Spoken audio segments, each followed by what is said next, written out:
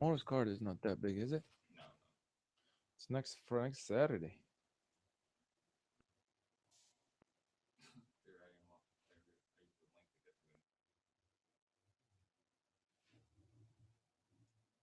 Wait, no, that's not even a link. That's on our YouTube channel.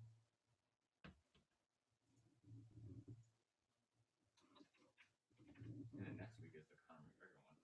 That's the big one. Yeah, I'm actually looking at this. There we go.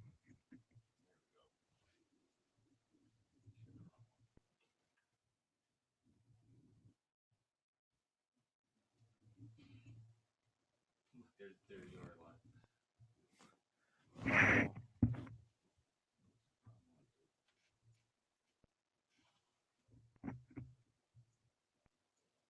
Oh, Talk to the fans. live right now.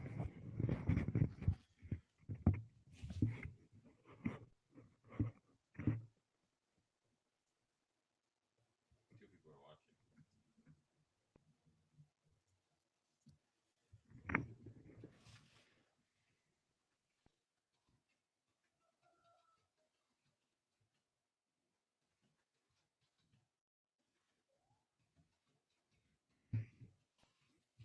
So you can go on the Facebook and then click on the link.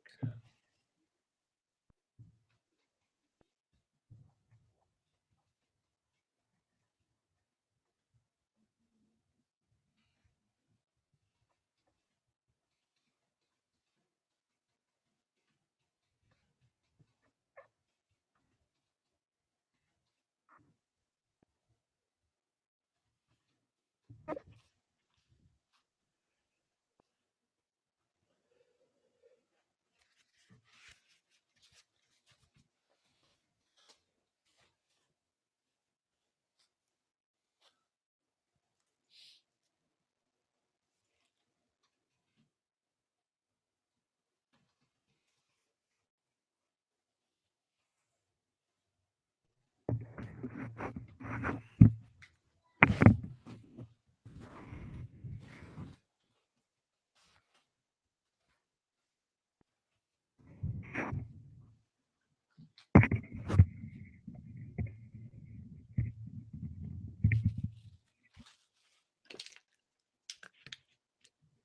I should have been better prepared, but that's what happens when you got kids.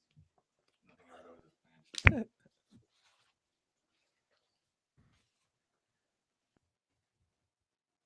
Ooh.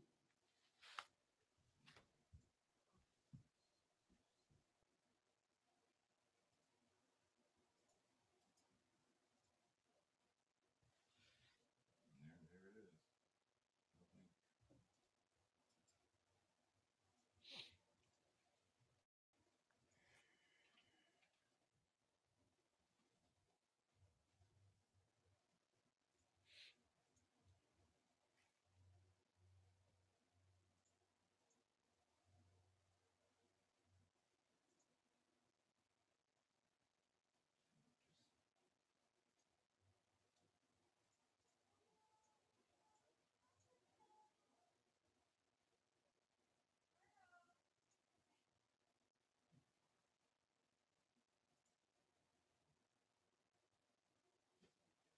Okay, enough fucking around. It's recording.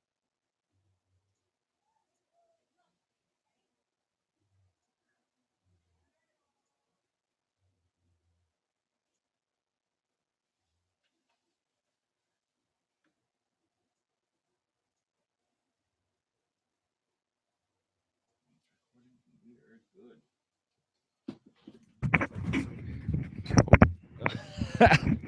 We just started. We're just starting right now. What's up, everybody? Thank you for being here with us from the studio of the Ripple Effect podcast. Thanks everybody for being with us. This is our second ever live episode. I like that you have some issues with that thing, or We're just trying to figure out some technical difficulties because we're second time live, so bear with us. I'm with my buddy Robbie today. Just like Dave, he's one of those dudes that he's having some technical difficulties. You want to fix that? Let's. I'll put your microphone down while you fix that, so it doesn't go through the microphone. But you oh, what are you? You're supposed to fix it, bud. How am I gonna fix it? I can't move right now. We're doing so well. We're doing so well. Hey, don't blame me. He's just not ready, and then he blames it on having kids. So if that you're good? planning to have your podcast, yeah, I think that's better. Thank you. All right, take two. So we're live, and the second live episode. This is definitely something that I've been thinking about doing for a while, doing more consistent live episodes. But we talked about it before the show. One of the things about doing live episodes is the good thing is that you can get fans and people to comment on your YouTube channel. You can get people to live tweet you, so people can hear what we're talking about and give us their opinion. I'm actually thinking, I don't know if you're available Tuesday, but I was actually thinking to do the election night, to do a live show like during the election, and talk about it. And your microphone looks Oh. like I'll be very tempted to actually come on Tuesday night, and then Is we that- can does that do a microphone- live it's not- podcast. push it up like this. There you go. Is it not staying like that? We have There we some go. There- bad okay, you're good. equipments. Just you good? Okay, but yeah, so I was tempted on doing that. I know Rogan's doing something similar to that with a live episode on election night. It's one of those things where I've had a couple shows that I listen to do similar things where like Rogan does a fight companion where he will watch the UFC event, the ones that he's not doing, with a couple of friends, and they'll just drink and they'll get cocked and they'll hang out and talk and have a good time, and people will actually listen to it live during the actual UFC. So and then basically, is the headphones all set, dude? This is Yeah. we're gonna be an hour in the show before Right. we figure this shit out. By no means he's trying to compare the ripple effect to the Rogan show, but we'll take it if Rogan gives us a heads up. I'm not sure what you meant by that, but we'll pretend we. If he mentions us on his podcast, and then he I've gives had- us a shout out to I've the had- ripple effect. I've had one of his best friends on, Eddie Bravo, who does the fight companions with him and is trains with them. He has one of the most popular jujitsu schools in the world called 10th Planet Jiu-Jitsu. And I've had actually a lot of people on my show that have been on his show, like friends of his, like Daniele Bignelli, who's an author and philosopher, and CJ Werleman and Douglas Ruskoff. I mean, there's so many people on my show that's also been on his show. And there's been a few times where I've had people on my show right before they go on his show, and I like cross my fingers. I'm like, are they going to mention me? What if they mention me? But because sometimes that's all it takes. There's a really popular show called London Real, and it's a podcast that was kind of picking up some steam beforehand, but Rogan heard about it. This was like when podcasts were kind of still up and coming. There wasn't probably as many as there are now, and he heard about it and he liked what they were doing, and he invited them on his show. And once he came on, he invited them on his show. Their show blew up, and they've had like Neil deGrasse Tyson. They've had, I mean, some really really big names, and it's in London. It's a live show or not. I don't know. It's not live, but he does in studio interviews, which I actually prefer better too, because there's something about a Skype connection that kind of, it's hard to have a more casual conversation with a Skype connection. Right. Because I start talking because I think they're done, but then there's a delay, so they weren't done, and so it makes it kind of hard. Anytime I've done in studio shows like with Dave or other people that I've had on, I've had Mike Martins on, the guitarist of All That Remains, and it was super easy to get to that spot I want to get with the interviews, and that's that casual conversation, that laid back feeling like we're at the bar just having a couple of drinks or out to dinner bullshitting. But did I introduce you already? My buddy Robbie. Yeah, we did. Now, here's one thing that we're talking about Rogan. I know a lot of people know who he is. They probably listen to his podcast. Very intelligent guy. But my level of respect to Rogan has went up after he came out and he said, I don't want to interview people who lost after a knockout. And then the UFC can go and do whatever they want to do. And I think that it takes a big man to say something like this for an organization as big as the UFC. And it shows you the level of intelligence and the level of respect that he has for the sports in general. Oh yeah, well he's And- an athlete, so he knows how dangerous it is, and he really gives a shit about the fighters. He gives a shit about dude, every time you touch that, you can hear it in the headphones. My point is he's not just an athlete, he's actually a smart, closer to the microphone. funny, smart, funny uh, guy. And then Well, if people don't listen to his podcast, they need to start because there's a lot of good information on there. I think a lot of people listen to his podcast, and it's blown up every year. It blows up more.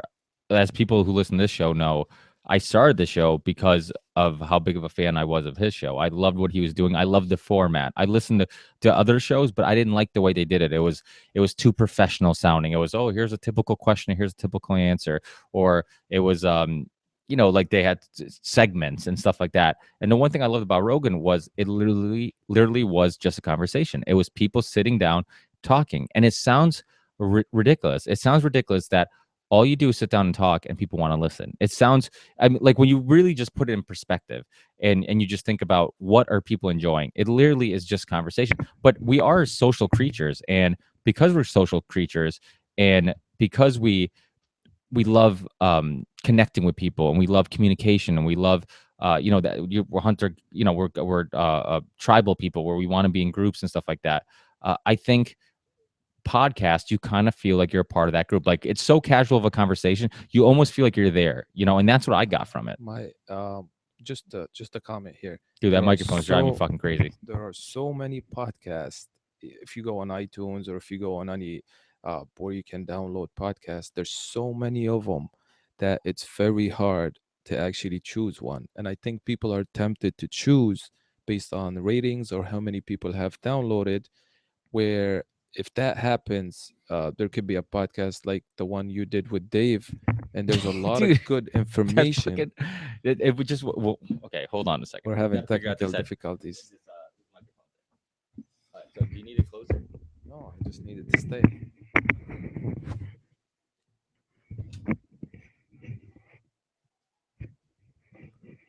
that good? I think it's great. And just keep it close to you when you talk. I'm not even gonna touch it. Yeah, don't touch it. Rogan, if you need somebody on your podcast, I'm available.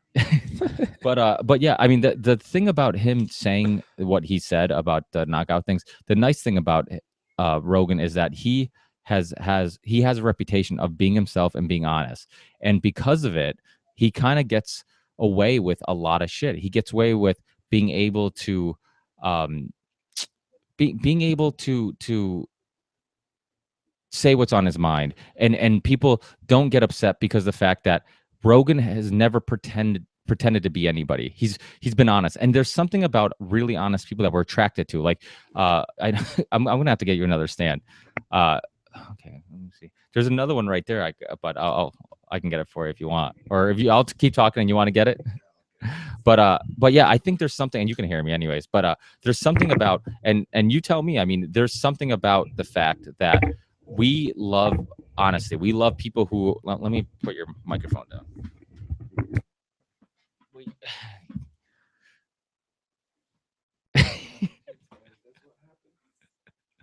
Of course, this is what's going to happen to your first time you're on the show. Yeah, you just pop it forward. Yeah, there we go.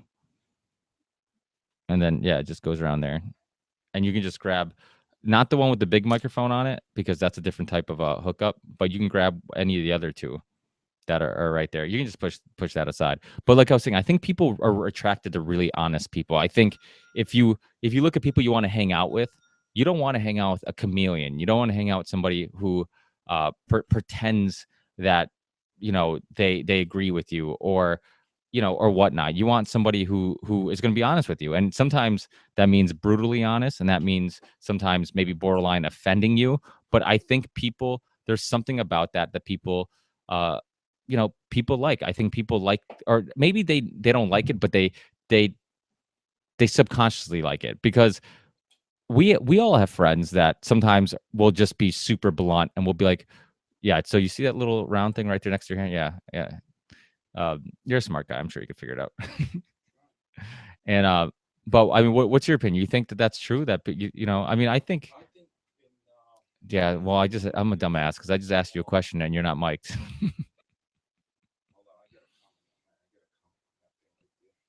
And then this thing is, you can tighten this thing if it doesn't if it has a hard time staying up, with no point intended. Or we can go to your store and get some of those rhino pills. The rhino pills.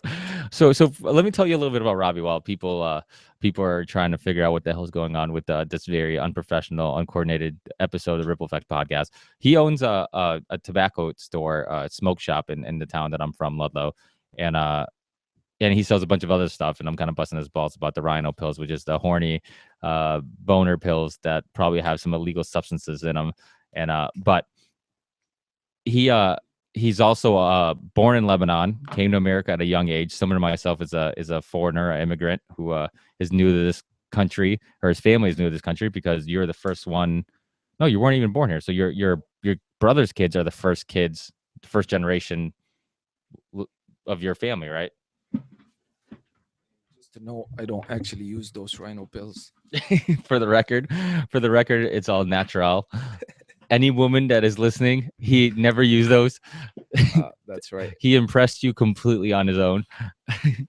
But yeah, so he's so similar to myself, and it's funny because it seems like foreigners are attracted to one another. Like when you make friends, there's something about, even if you're from a whole different part of Europe, there's something about, like, like you know a lot of my friends, like my Polish friends. I have obviously Portuguese friends. I have Mexican friends, Salvadorian friends, whatever, black, white, whatever. But there's something about people from who are, not Mexican born here, but Mexican from like Mexico, or still connected to their country in some way, like to the old country, for lack of a better term. It seems like even though a lot of the culture's different, like the values, the enjoying family company, like some of that stuff is so similar that I think that's why, even if nothing else is the same between the foreigners, like we still are attracted to, oh, like I like this guy. Oh, I feel like I can trust this guy. He's a cool dude or whatever. I want to hang out with this guy. I want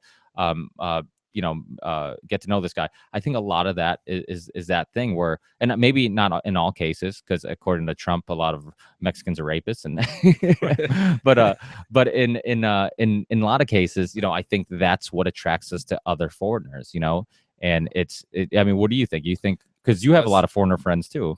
I do, and aside from the culture similarities, I think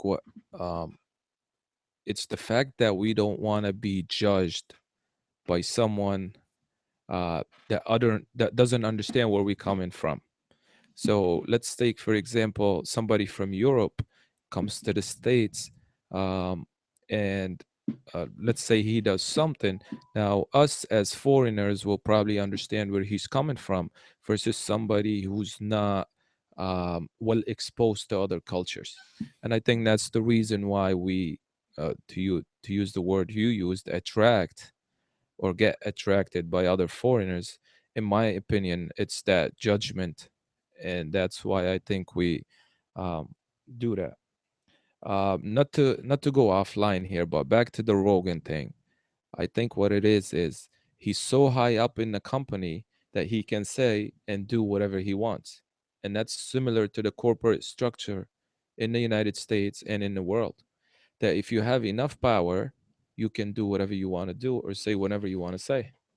Yeah, well, I think that's true, but because I mean, you see it with Trump, he has completely the green light to kind of talk about what he wants, say what he wants, and all that stuff. I think you do see that, but I think the thing is too with Rogan, and he said this himself, like he's made a living, like being himself. Like for example, like if you're that clean cut guy, like pretend you're that celebrity like Tiger Woods. So you put out this public persona, right? This public persona that your life is perfect, you're a good husband, you're a good father, you're a good whatever, so you're this very good suburbia type person. And then all of a sudden you surprise everybody because you're having 3-ways with fucking hookers and stuff like that. I think that's a big culture shock. Or if he says something that's opinionated about race or whatever, and you're like, whoa, Tiger, we're not used to you saying that shit. But the thing is, like Rogan said, he's always been himself and he's always been outspoken. So because of it, that has become his brand. So because, he didn't intend to create a brand, but because he's always been himself, that has become his brand. So people expect him to be honest, and that's what people are attracted to. So for example, if you're attracted to Tiger Woods because you like this persona that he puts out, right, and then he's not that person, now you're going to be turned off to him. But because Rogan's always honest, so the more honest he is, or the more, as long as he continues being himself, you're more attracted to him because that's why you liked him in the first place. So I think it's a perfect uh way of living your life. This idea that, it's no different when you meet a girl, right? You meet this girl, we're always a tad nicer than we really are. We're always a tad politer. We always, we do things that 6 months from now or 9 months from now, if you start dating them, you're not going to continue doing. So what ends up happening is that sometimes people are like, oh, you're not as nice as when I met you, or you're not, you're not who I thought you were. And, you always put your best foot forward and initially. And, but if you did if you tried a little harder to just be yourself initially and not try to impress them, and if they still like you, in the long run, it might be beneficial because you can continue being yourself compared to putting on this persona and then being disappointed, or she's disappointed because you don't have, have the car you said you have, or well, I guess that's to the extreme when you're lying about your material things. But even just being as polite as you are, and there's a lot of psychopaths like that. There's a lot of girls who get tricked by dudes who come off super nice, and the next thing you know, they're abusive or whatever, and that happens too. So it's like, in the beginning, man, you don't really know. I mean, there's some people, and I think that, like we talked about, there's really honest people where when you meet them and they're really honest, that's why you're attracted to them, because it's like, I know this person. There's no cutting through layers and trying to figure out who this person really is. Like, who I meet or who I met seems to be who he is. So because of it, I'm more attracted to hanging out with this person, because I don't feel like I'm hanging out with somebody who's just going to agree with me and then behind my back say something else. Well, I'm gonna make 2 points here. First point you is, Push it a little closer, or or you can get a little closer to it. The first point is, um, I think your mind, or there's a chemical reaction. Let's just take for the sake of argument that you met a girl. There's a chemical reaction, in my opinion, that you can't be yourself. There's that little fear. There's that little Anxiety. anxiety. There's all kind of different things that you can't be yourself. Um, I think in any occasion or anywhere you are, just be yourself, and that will take you a long way. Not necessarily everybody would love you or care about you, or you get the job that you want, but at least um, you are who you are. Let's say you're going into a job interview. If you try to be somebody that you're not, and you end up not being a good fit with that company, you're going to be miserable. So just be yourself, be who you are, and see where the road takes you. That's my personal opinion. That's how I carry myself. That's, I believe, how you carry yourself. And that's the way it should be. I'm not saying that's what But everybody should you know do. what's hard is that temptation to want to get pussy. And the thing is that, you know what ends up happening? Because this is the problem. What you said is so true, this chemical thing, right? So hormones is a very strong thing. And when guys are in heat, for lack of a better term, we will do and say, like, so in other words, it's like But this. isn't that what strip clubs are for and other outlets are for? You can go there and then do whatever you want to do. You don't have to be yourself there. You can walk into a strip club and tell the lady that you own 17 buildings and 3 restaurants. That's true, but this is the thing is, And I've done it, that before.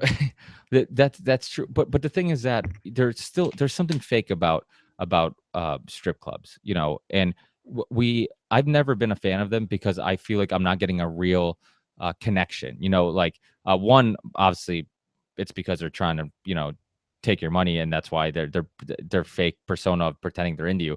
But my point is, like, when my buddies would want to go to strip clubs, I'm like, no, man, when I was single, I'm like, I'd rather go to a bar and meet a real person who's talking to me because they like me, and not because of, and how many times, and don't get me wrong, in a few occasions I've met, I'd be at a strip club, my buddies are doing whatever, and I'm just sitting in the back having a drink, and some girl will come up to me, and I'll end up in a really good conversation with a stripper. I remember one time even saying this. I'm like, I would have never guessed that I'd have this type of like our intellectual conversation with us. But again, they're people who knows what road they led to take them there. It's quite possible that they came from, not in all cases, because I know strippers will get mad, that they don't all come from broken homes. Sometimes, some girls do enjoy that, and some girls do understand it's a game. Like, I can do this, pretend I'm into you, and get your money. So who should be looking down upon who? Should people be looking down at strippers like, oh, that's bad, you shouldn't? Or should strippers being like, hey, you're an idiot because you're falling for this trick that, I'm not into you,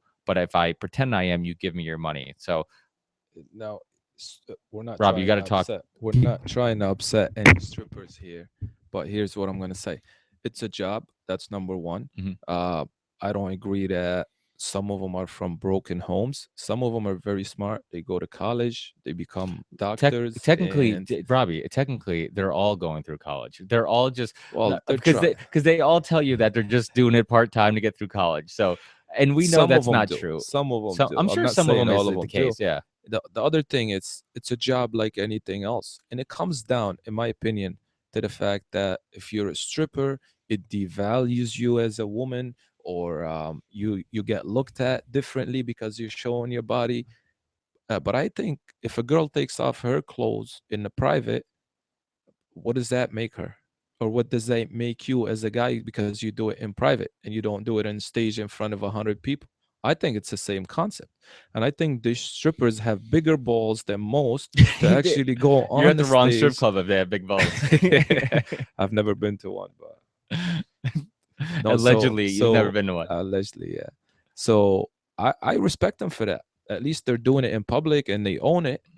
And Yeah, it, but it actually, goes back to it's quite common for strippers not to work near the towns they're from because of the worry of a teacher you had walking in. yeah, but think And about it. but you know what does that tell you? Because why don't they want to work near a town that they're from? Because there's a lot more people that are seem like average people who don't seem like strip club guys, like your teachers from high school, Right. a lawyer you might have had, your bus driver, whatever, you know, somebody who works at the bank, you know, whatever.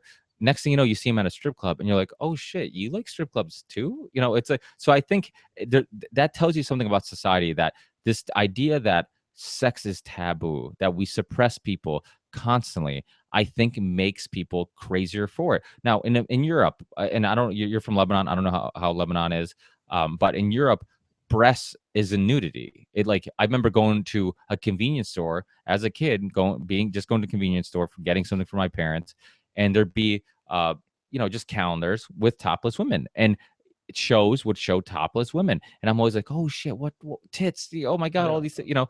And it was, to me, it was crazy. But you realize, like, okay, the more you suppress people, you know, it's like a caged animal. It's no different than like you growing up, people always talk about how Christian girls are the craziest because they're these suppressed animals, and then, you know, everybody tells them no, no, no, and then they go crazy. Or like in Europe, how alcohol is much more socially acceptable. You know, you can drink at a younger age at home. You know, there's a lot of 17-year-olds, 16-year-olds, 18-year-olds who their parents at home would be like, hey, you want a glass of wine? Have a glass of wine with us, you know? And because of alcohol always being around the family and never being a big deal, you don't feel the need to have to rebel and go drink behind the scenes or whatever. So I think in a lot of cases, suppression has a backlash. Like, so you might be suppressing something because you think you're doing good, but you end up causing more issues in a long run because you can't fight human tendency. You can't fight the fact that people are sexual animals, that we are designed to be sexual animals because mother nature or whoever, you know, or you know, just the evolution of our DNA understood that for survival reasons we had to be sexual animals, because if we weren't sexual animals, then the species might end. We might decide, like koala bears, for example. Koala bears, they're almost going extinct. You know, they've always almost gone extinct because they're lazy animals who don't want to have sex. You know, there's a comedian, I wish I could give him credit for, who's like, you know, they were talking about koala bears, and he's like, you know, the reason why koala bears don't want to have sex is because he's like, you ever see a koala bear? He's like, they look the same. They all look the same. Who wants to fuck themselves? You know, and but it's one of those things where you look at it. Perfect example. If we didn't have these urges, right? And we talked about it before the show. We're supposed to have more guests on the show or more friends on the show, but people were tired. They felt like they're mentally drained. We talked about before the show how society, you know, this is the world that we live in, where sitting down and hanging out and having a conversation is is almost too much work because your job and your priorities have taken too much out of you that you don't even have energy for that. And I'm sure there was some point in that giant long rant I went on, but So let me make some points here to all the strippers who are listening to us or who's gonna download the podcast on the Ripple Effect on YouTube and Facebook. Go to it, download it, No, Here's it's what I'm well, gonna people. say. That's how much you of a rookie you are with podcast. But they download podcasts on iTunes and Stitcher Well, and I don't have no all the social media, so I wouldn't know. The only yeah way I listen to podcasts is I download them, yeah. I But you put them download on them. my Where do you download your podcasts?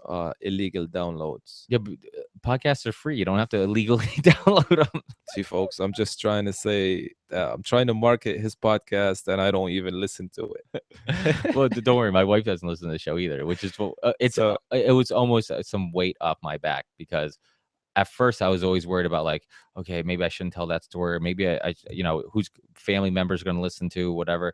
And after a while, you're like, dude, they're not listening, like, and which is good because if they were listening, maybe I would hesitate to be as honest as I am on the show. right. And because they don't listen, I don't ever say anything that's mean. I'm always respectful of the fact that it could possibly get to them. But there is something a little fearful about the idea that like, okay, I might be saying shit that me and you would be saying privately over a drink, whatever, Right. when my wife's not, around, or my brother's not around, or somebody, and then now I'm streaming it live, and people can download it all over the world. But I think like I said before, I think that's what people like about it. But So um, here's what I was trying to say. Strippers go to work somewhere else because the money is better, just like we do in the corporate world. You don't work next to your house, you travel to work because the opportunity is better. A part of it is, yeah, they don't want to be seen by their uncles or by the guy who at the butcher shop, but maybe it's the money is better. So let's give them the benefit of the doubt there. The other point I want to make is I, you I love talked your about, technique. You just don't want to piss off any strippers. well, I can't afford to. Now, uh, the second point I want to make, you talked about sexual suppression, and you mentioned how is Lebanon. Lebanon is very much like the United States. You know, you got Well, it's a mixture. You have Christians, you right, have you have Muslims, you Christians, have you have Muslims, you have people from Armenia, you have the Catholics, you have the Maronite. well, So that's a lot it's, because the British went there too, right? They didn't well, they no, we were a colony of France. fr- Um, didn't the English go there too? oh, they They didn't went there, conquer. but I don't think uh, it goes back to the Sykes-Picot, Yeah, yeah, yeah. 1918 or 1916. But we were run by the French. Um, Yeah, so the it's Sykes-Picot so was it's World very World War One. right. Yeah, yeah. So it's very open-minded. It's like here you go to certain places and it's very religious. You go to the other places and it's like here. You have nightclubs, you have parties, But see, that's drinking. that's so important because like I think you've met my Turkish buddy who owns a pizzeria in Right, town or right. whatever. I've been meaning to have him on too, and I haven't. I think one thing that is crazy to me is this interpretation of what a Muslim country is. So for example, you're talking about Lebanon sounding like America, but Americans might think Lebanon is like Saudi Arabia, where there's Sharia law and women don't wear, don't show their faces and they can't drive and stuff like that. And I'm not saying that everybody's ignorant to the facts, but I mean, obviously, there's a lot of molding of American opinions on most of it Muslims. most of it in my opinion is the media. Oh, and, of uh, course, and, yeah. and, and let me just say this. When I was growing up, all I watched on TV was Hollywood, right? I grew up watching Baywatch. um, I grew up watching movies that are made in Hollywood. Obviously all the movies are made in Hollywood, or some of them. um, but that was my vision about the United States. Um, it was all about beach, cars, women, tall buildings. And you come to the United States, and just like anywhere in the world, you have to work hard, you have to put the hours, you got to go to school, and so on. And we know the story. And now, all what we hear about the Muslim world or the Middle East is terrorism, anti-woman, all that kind of negativity. And so we don't have the time to research it. We don't have the time to educate ourselves about it. And that's why we generalize. So Well, um, and now we have social media. So at least that makes a difference. now you tell me if and I know probably the answer to this, but I want your opinion on, some people say that so the Muslims that they show on TV, which people relate to these countries, would be the equivalent of people in other countries only seeing hillbillies on TV and thinking that that's all of America. Like, so in other words, you're showing this small little sample size. So maybe there's a one crazy lunatic dude, and then people think the whole country is full of these type of people. Same thing with like America's full of a lot of different types of people. Yeah, you can get a redneck chewing tobacco NASCAR fan who has a three-legged dog and and and you know and you could show him on TV and be like, hey, look, this is America. And they could be like, yeah, Trump. And then you think, oh, Trump supporters are fucking crazy. Yeah, fuck those Mexicans, and like all of a sudden you get this perception that like, oh shit, America's full of these crazy, Second Amendment. And it's like, no, man, like that's a small sample size.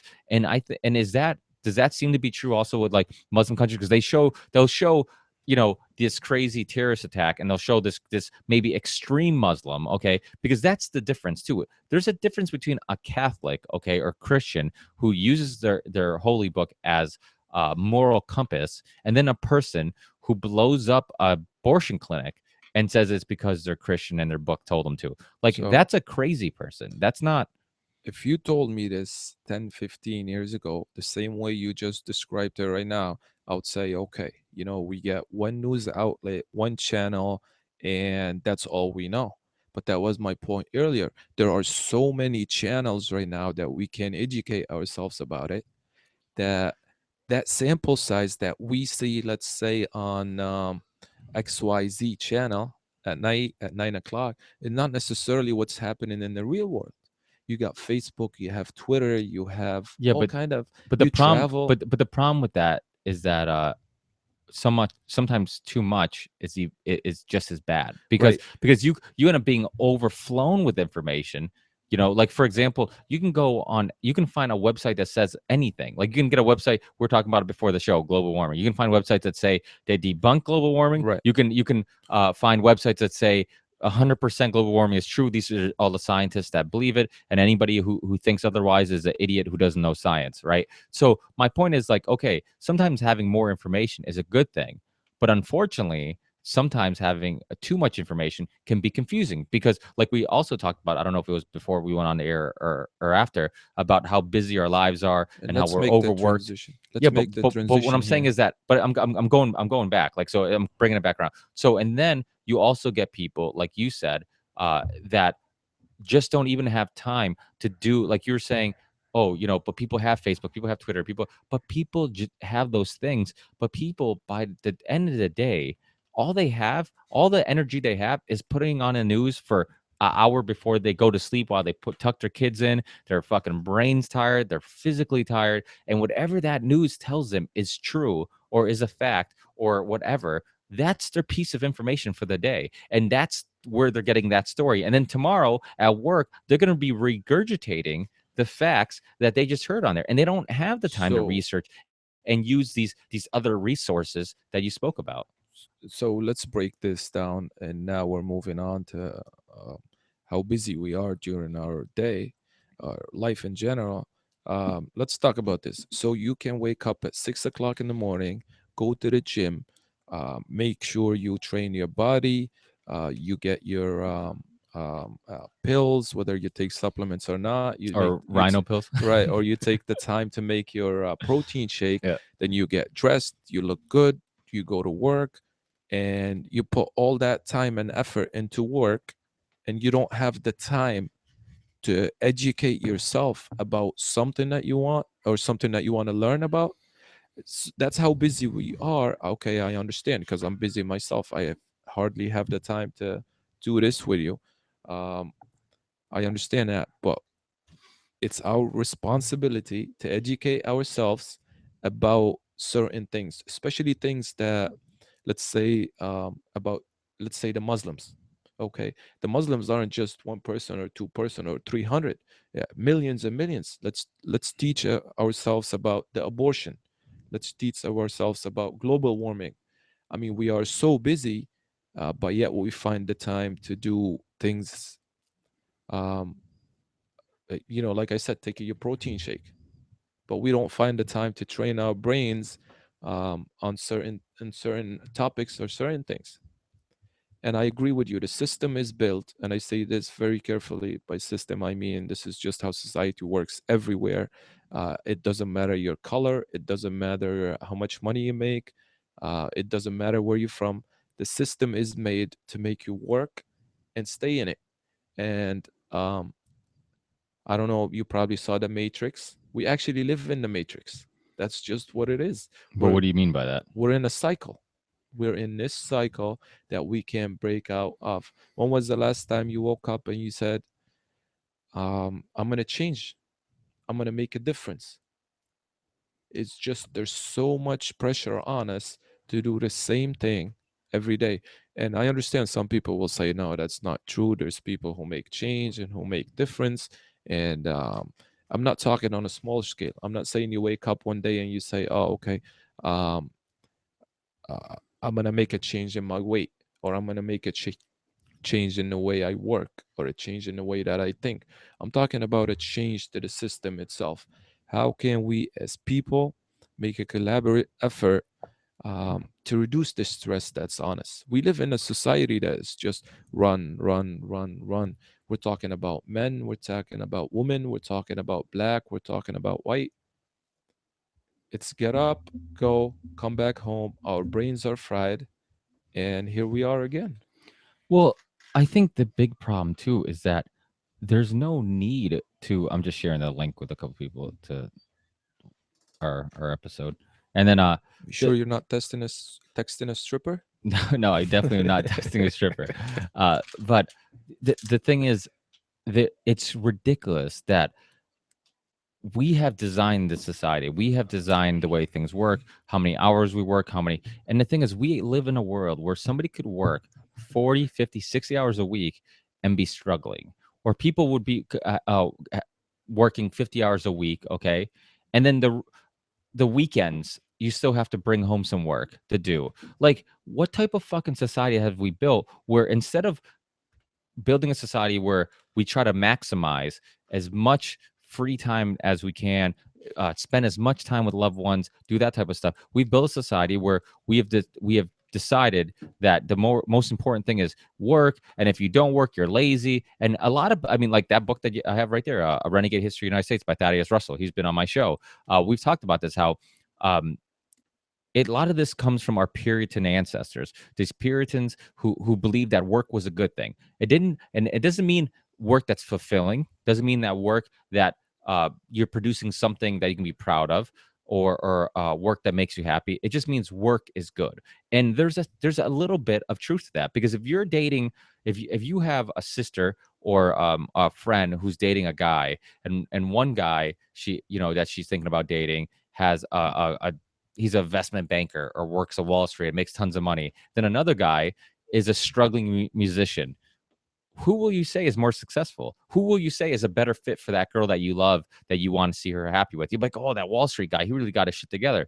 But at the end of the day, that dude is chasing money, and he might not be happy. I mean, there is A lot of people who chase money are not happy. of course not, but that's my point. But the struggling musician who maybe doesn't make as much money, but he lives within his means. He has maybe a modest place where he lives, a modest car, this and that, and he's doing what he enjoys, might be a much more pleasant person to be with, and might, because he's not overworked and he's doing something he enjoys.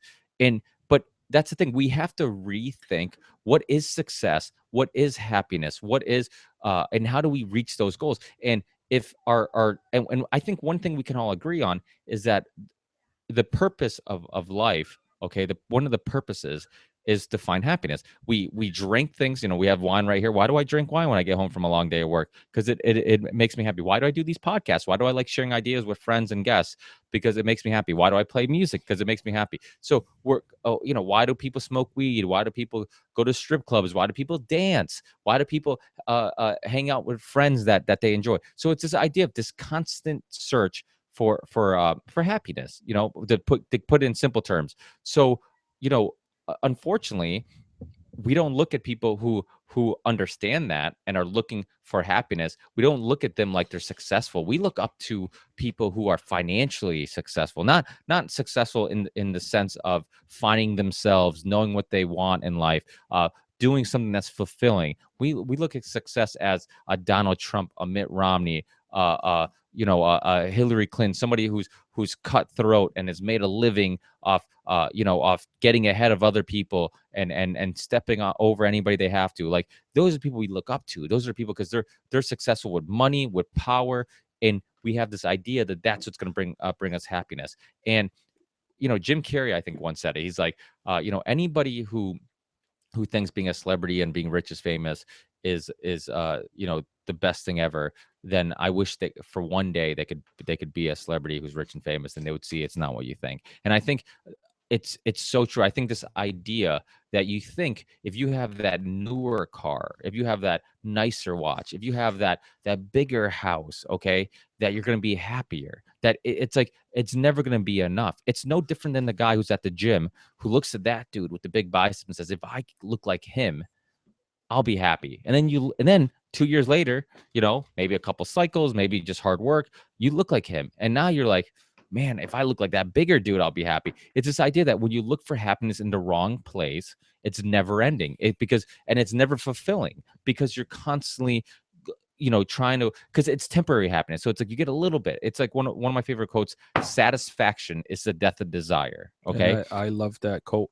Here, let me make a point of this. Depends on how we define happiness. Wine when you come from work is happiness for you. Uh, someone who's listening to us in Spain, maybe soccer is where he finds happiness when he comes from work. So we all define it a little bit different, but um, throughout recent history, it's all been about money. And I think that's where we as a society lost touch of who we are as human beings. I mean, we come home to a house, and let's say you don't make a lot of money. You still come home, you eat your food, you have a place to sleep. But if you turn the news on, there's people who don't have even the basic necessities for living. How many times a day we think about that? You mentioned Well, a we good point. are the most materialistic country in the world. I just send you the link to the show. That way, if you want to send it to anybody. But I mean, this is a fact that we have the most material things of any country in the world. And we also have some of the highest rates of antidepressants, people going to psychology, people who need life coaches, addictions to substances because they're trying to self-medicate. Like, so it proves that having all these material things doesn't lead to happiness. We actually have some of the most depressed society. We have one of the most depressed societies ever. And they've also done studies where they've seen that money, for example, okay, so money up to a certain number, and I can't remember what it was, if it was 60 grand a year or whatever, that money will bring you happiness. This is what the study proved, that money brings people happiness to a certain point. And then after that, your happiness levels don't increase at all. And I think that even that study, even though I agree with the study, I think the study's flawed. I think they should reword it. I don't think that money brings you happiness to a certain point. I think what money does, okay, it relieves you from the stress that society will put on you. So, for example, we live in a world where we need money to eat, we need money for shelter, we need money for our kids to have a safe environment, live somewhere where it's safe. So I think what ends up happening is that money doesn't bring you happiness to a certain level, then it plateaus. What it does, it relieves stress. And so those stresses of, am I going to be able to pay my bills this week? Am I going to be able to afford food? Am I going to be able to buy formula, this and that? Like, that's what money does. It doesn't bring you happiness. Now, don't get me wrong. You get a guy who has a Lamborghini, beautiful houses and that. Well, that should make him happy for a little bit. Absolutely. But is he going to be any happier in the long run than the guy who lives in a middle class family, who has kids who love him, who's an honest, good person? And it's like, so if you measure out their happiness, like, is one more than the other just because they're in a bigger house and have more expensive cars and shit like that? I think it's such an important debate. It's an important conversation because so many people, I mean, today's show is a perfect example of it. Today's show, I was supposed to have my brother-in-law on the show, and then he has a little one, just like I have two little ones, and he hasn't got a lot of sleep, and he was worried about, I'm assuming same thing that I'm sure anybody was worried about when they're being recorded. Am I going to sound bored? Am I going to be able to keep focus? Am I going to sound smart or dumb or whatever?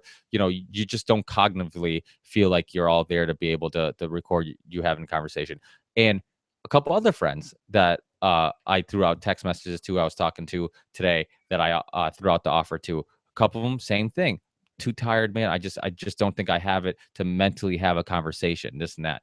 Myself after work today was like, damn, man, I've had a rough week. I've been to bed at midnight, waking up at 5:30 every morning, uh, with babies crying, this and that. But like, I just, I don't know if and I'm like, dude, I talk all the time. I love having these conversations. I'm like, I'm sure once it happens, it'll be fine. But my point is that we live in a society where that is everyday life for a lot of people. It's everyday life of waking up tired, not having enough sleep, having to work more hours, having to work overtime, and going to a job that you fucking hate, that gives you anxiety. That Sunday night comes around and you're stressing about Monday because you know that your boss is going to bust your balls about something, or or you got some deadline that has to. And what people don't understand is that this type of corporate America we live in, where people live in cubicles and have deadlines, it's very, very new to our DNA and our genetics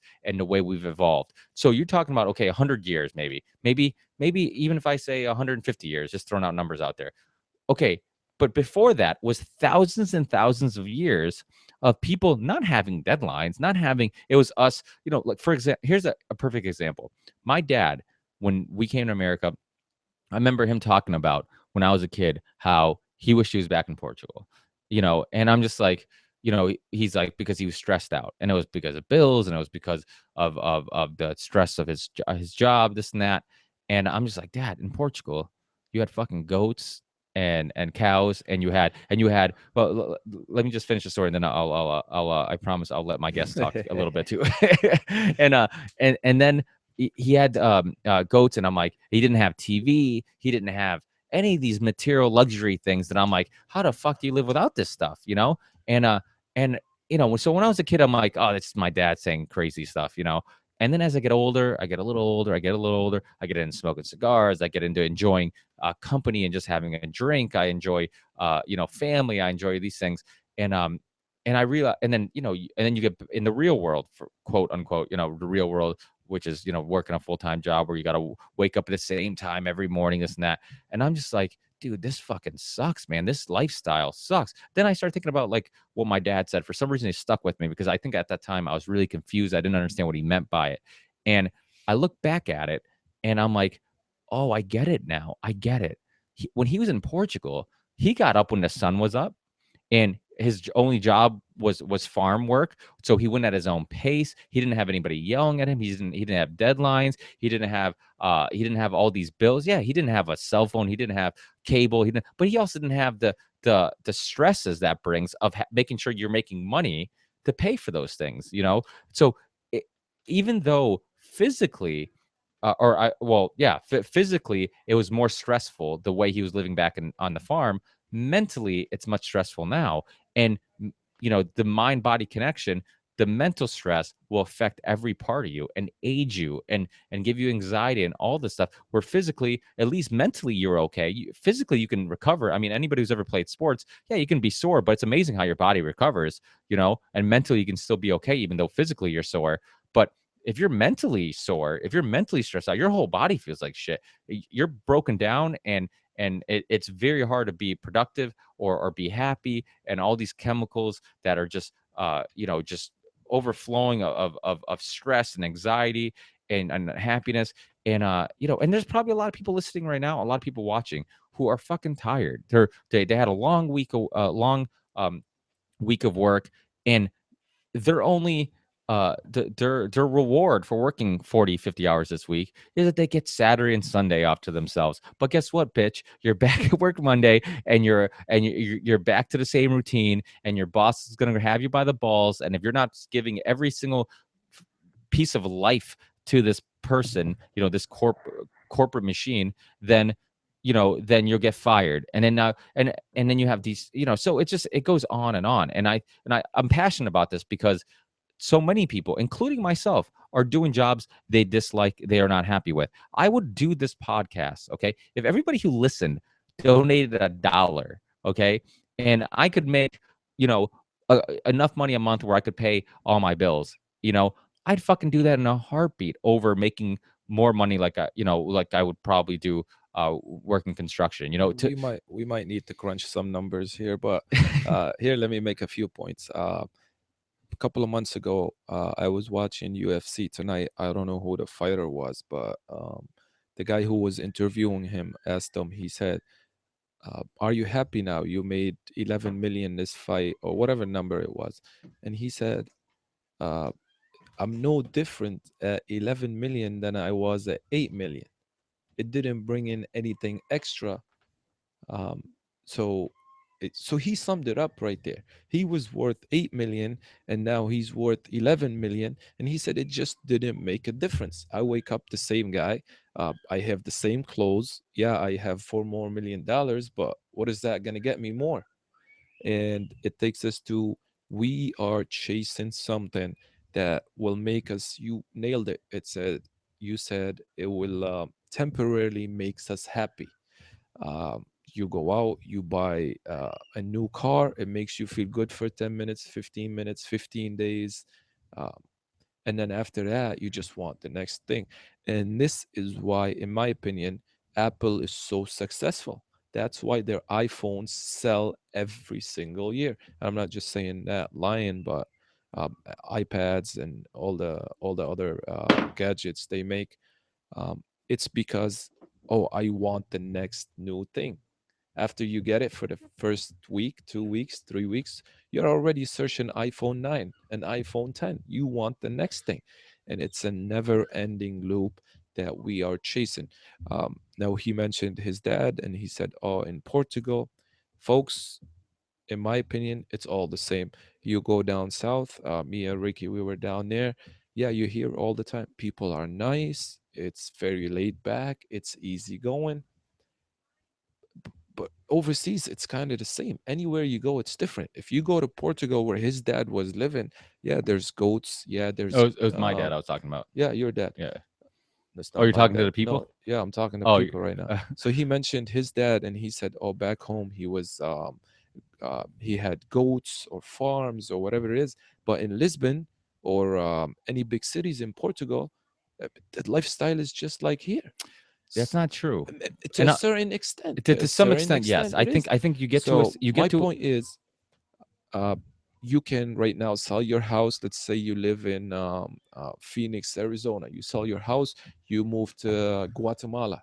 Yeah, you might find it laid back and the people are nice and the food is great, and I'm not running or working as much as I am here.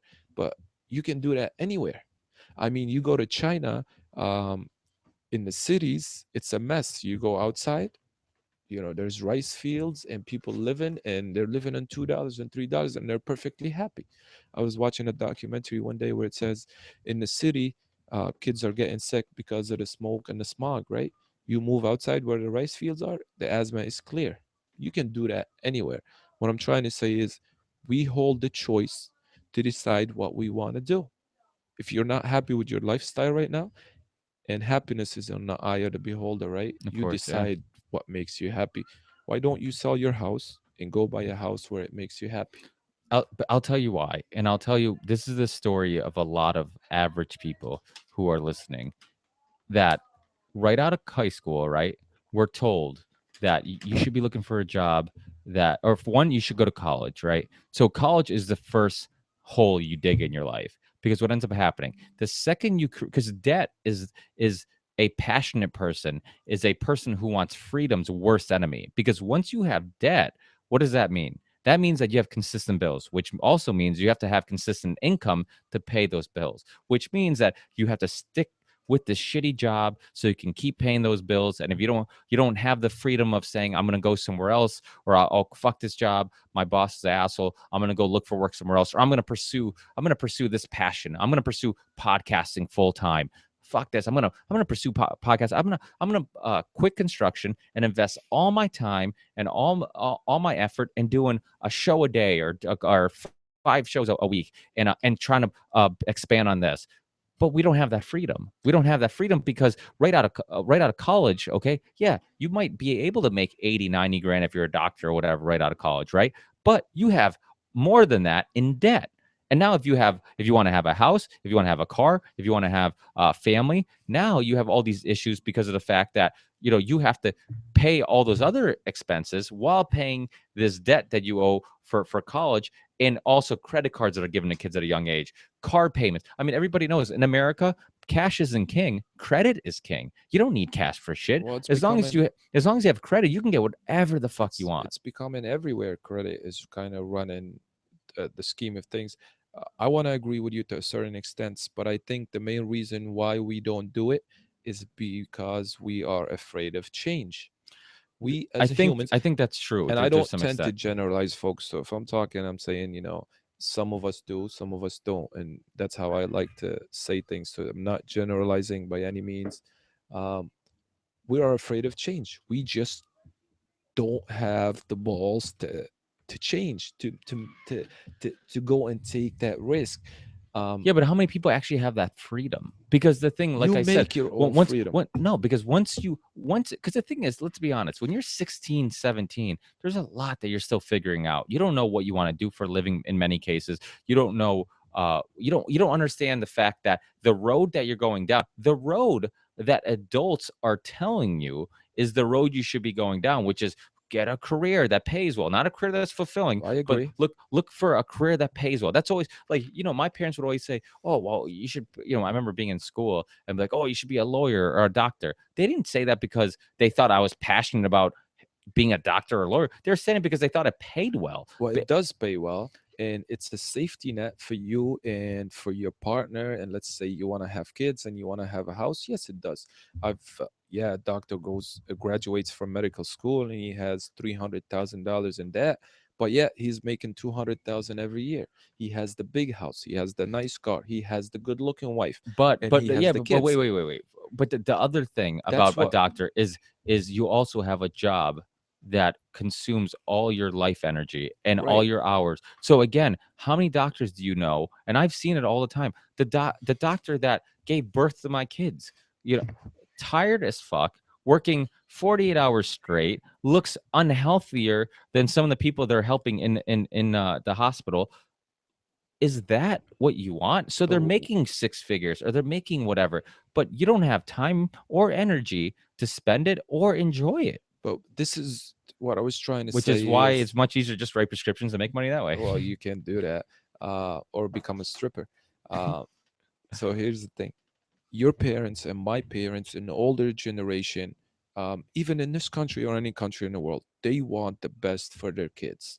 They want to see them be successful because everything that we see is dollar sign, is money. That's what Sounds like a literally rap song. that's what really Dollar defines signs. everything. Yeah. Um, and when my dad says, "Oh, you need to become an engineer," it's because, oh, he doesn't need to work 90 hours a week to make a living. He doesn't need to unload the car and load the car and unload the Pepsi order and load the Pepsi order. Who doesn't have to? I don't have to, right? No, you're You saying if mentioned, you're an engineer, you wouldn't have to do that? you don't have to do that. You go to work, you come back from work. Now, they don't see the intangibles. They don't see the hard work that you put in, the shit you take from your boss, the nagging that you take from your partner. They don't see that because everything that we see is money. I have a good friend of mine. I shout out to him. He's listening right now.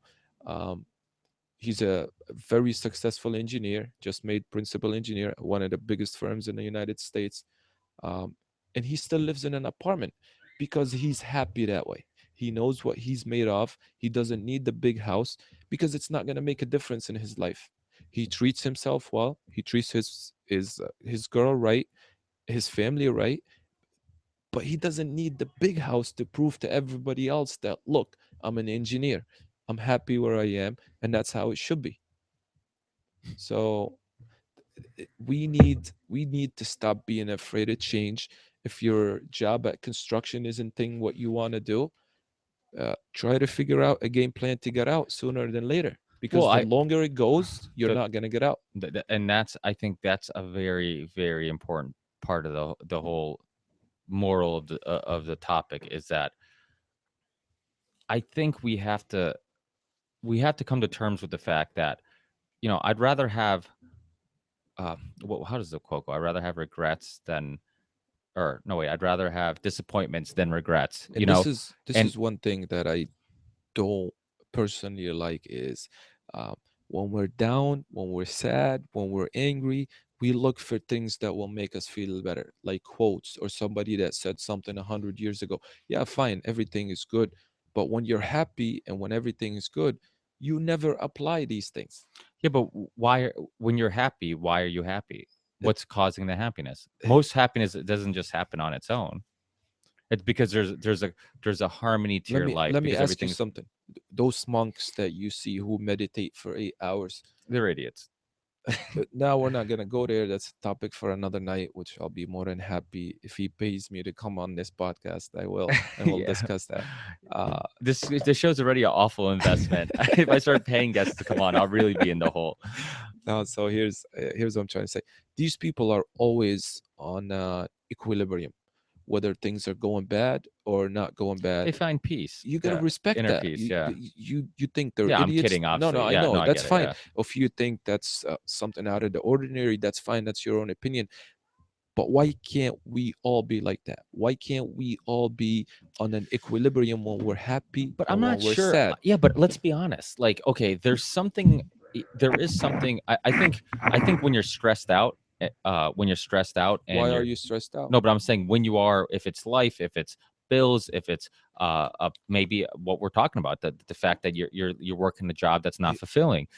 But when you're stressed out, I think you look at people like monks and you're like, holy shit, like they have perspective, they have they found inner peace, and they don't need all these other things. But I also understand trying to extract as many experiences and things that make you happy. Like, I don't see anything wrong with people who want to, as long, of course, everything in moderation, even moderation, everything in moderation. So, if you want to smoke weed with your friends and you have a fucking blast when you guys hang out and smoke weed and you laugh and you joke, or even alcohol has done a lot of bad in the world with like domestics and car accidents, this and that, but alcohol has done a lot of good in the world. I've had some of the best conversations with my friends over a glass of alcohol, drinking whatever, and then we open up, or maybe my friend starts telling a personal story that he wouldn't have been able to say if he wasn't buzzing a little bit, or whatever, or a friend gets a little tipsy and he's making us laugh because he's being silly. I mean, you saw that, a lot of times when we go out,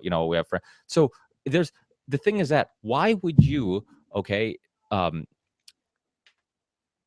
prevent yourself from having those experiences, which will help mold you as a person, and gives you memories and gives you moments that will stay with you forever, and more importantly, stay with those people that are still here even after you're gone. So after you're gone, people are, only thing that's left is the memory of you and the memories that people have with you. So How that means often that how often um, do we make that memory? How often do we go and try to get that memory from our uh, database. database? Let's say.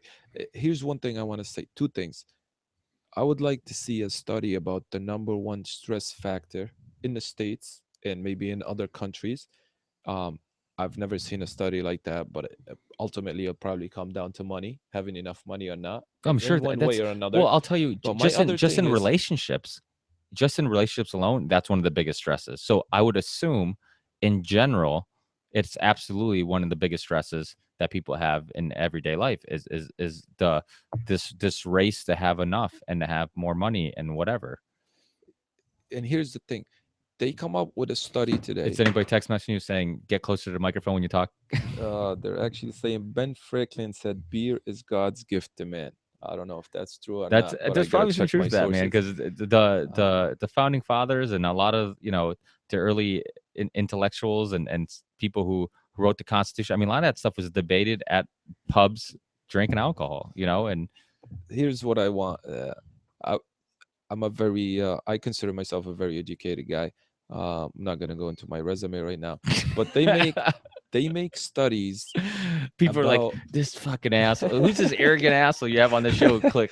about everything. They make studies about studies, and they tend to change these studies Well, every studies two, are 3 months. biased. Studies are biased. They have agendas in some cases. They have, and I they're mean, also flawed in some and cases. and and, and that's my problem with this. We make these studies, and some of them are, they just tend to steer and measure decisions by policymakers, by lawmakers, even Well, by regular your board of health. um, these studies need to be, I don't know what's the right word the for it, problem is that regulated, maybe no, well, overlooked, because or yeah, but I don't think that. I think this is the thing about studies is that there's it gives you a small piece to the puzzle. Okay, now you can either choose to take that small piece and then expand it and think that it tells the whole story, or you can understand that, okay, the study could be flawed, but it does give me a little bit of information. I mean, here's an example, and I've talked about the study on the podcast numerous of times, but so they had this study to see if heroin, I don't can't remember if it's heroin or cocaine, is addictive, right? So they had these mice, they put this heroin or cocaine in the water, and they had another some water that didn't have the substance and water that did have the substance, and to see if the mouse would come back and keep coming to the one that had the substance. So the mouse came to it, drank some, ran around, then he came back, and then he came back, and he kept coming back to the heroin or cocaine, whatever one it was. And people are like, our study proves this substance is addictive, right? So there's a study that you can just say, okay, put a stamp on it, it's completed, it tells the whole story, there's no other perspective, and that's it, right? But and then they decided that a scientist or a psychologist, somebody who questioned, um, basically questioned if the cage has become a part of the study because you have the mouse in the cage. So what they did, they recreated, and I believe they did this in Canada. It was a Canadian study. So they recreated the mouse's natural habitat. They recreated, they had other mice there that it could mate with. They had places where it could play. They had all these things that was like it's close to its natural habitat as it could. Like they took this warehouse and made this natural habitat. Then they did the same study, right? So they have water that has a substance, water that doesn't. So the mouse came to the water that had a substance, took a sip, left, never came back. Now, what does this prove? This proves that one thing we weren't taking into consideration, that he kept coming to the substance, and this links to not just the conversation at hand, but prior conversations we were having and prior topics we were talking about. But he didn't come back because he was happy. He had things to play with. He had other mice to hang out with and mate with and stuff like that. When he was in the cage, he wasn't coming back because the substance was addictive. He was coming back because he didn't have happiness. He was stuck in this cage and he was unhappy, and this substance was bringing him a little sense of happiness. So, but my point is that, so if you take the first study, and I'm making your point, if you take the first study and you never had the second study, you would say the study proves this substance is addictive, right? And then you take this other study that proves that first study is complete or not bullshit, but at least flawed, because the cage has become a part of the study because you have it in a place that isn't its natural habitat. So he's not happy, and that could be one of the reasons why he keeps coming back for more. So, and then the second study disproves the first study. So my point is, if the second study would never happen, like you said, somebody would take the first study and use it as their argument in a discussion, would use it maybe to influence policy. Hey, this substance shouldn't be legal because this study proves that it's addictive, and no. So yes, I agree. Now, I think there's benefits to studies because of the oh, I'm fact. not denying that, No, but obviously. my point is that like it's a small piece to a puzzle. Unfortunately, I think there's a lot of things that we think we understand that we don't really understand. And we take a study and we think like, oh, this study explains everything. Like this study like it generalizes the whole situation. Now we understand this thing. But then you can have this other study that completely throws everything upside down and it's like, holy shit, like, we were missing this, or we didn't consider this, and this changes everything we thought we knew. So I think that, one thing we have to take in consideration is that we have the study. You can take a study and you can take the information in that study and be like, listen, I think it's a piece to the puzzle. I think there's some good information that came out of the study, but I also understand that in the future there might be another study that disproves the information we got from this study, or if we could realize it's flawed. So I think there are pros and cons to them. I mean, like you said, you can go online and you can almost find any study that has another study that disproves what the Right. findings of that study. I think ultimately the choice has to be yours. Um, In regards to what? or you, to whatever you want to learn about, or to whatever that these people tell you, whether it's right or wrong. The decision and the choice has to be yours, taking into considerations what some of these studies or some of these lawmakers told us about certain things. We need to be able to decide that. We were talking about vaccines the other day, um, and that's obviously a big topic. We won't bore the people who are watching about that. Oh, well, I've talked um, about it on the show. It's not. It's you you have to be in control in order to make that decision to yourself, regardless of what this study says, or what your friend doctor says, or what the lawmaker says. um, and this takes Well, us I think you back have to do to your own research, and you have to consider. but that takes us back to the fact that we don't have the time to do research. We don't have the time to dig deep. We just want the information to be on demand. Oh, I Tell agree. me it's right or wrong, and I'm good to go. um, I feel you mentioned cocaine and heroin. I want to take this off a little bit, and I want to talk about supplements. Supplements in sports. Let's not talk about drugs. We don't want to go into that. No, we Let's can talk talk. about. We can talk. Listen, Robbie, we can talk about whatever, Oh whatever no, of we course feel we like talking can, about. but Yeah. I feel bad for the guy in Spain listening to us right now, or No, but Argentina it's fine. driving. Whatever. I mean, they. While they're driving, we don't want them to think too much. We want them to enjoy this. So let's talk about supplements. And then you're talking In about supplements as in vitamins as and in vitamins and performance supplements, pre-workouts, pre-workouts. performance supplements. Yeah. I remember when I first met you, you told me something that stuck in my mind for a long time till now, and it'll be Pull probably out. forever. Was it pull out? I No, told you to pull no, out, no. right? I usually don't do that, but uh, that's why they have pills. Here's the deal. Uh, you told me that in cycling, you have to go 18 people deep to find someone that Who's is clean? not Yeah. on supplement, maybe performance enhancing drugs. Let's call them that way. 18 people. And till this day, I ask myself the question is, we watch football, we watch hockey, we watch basketball.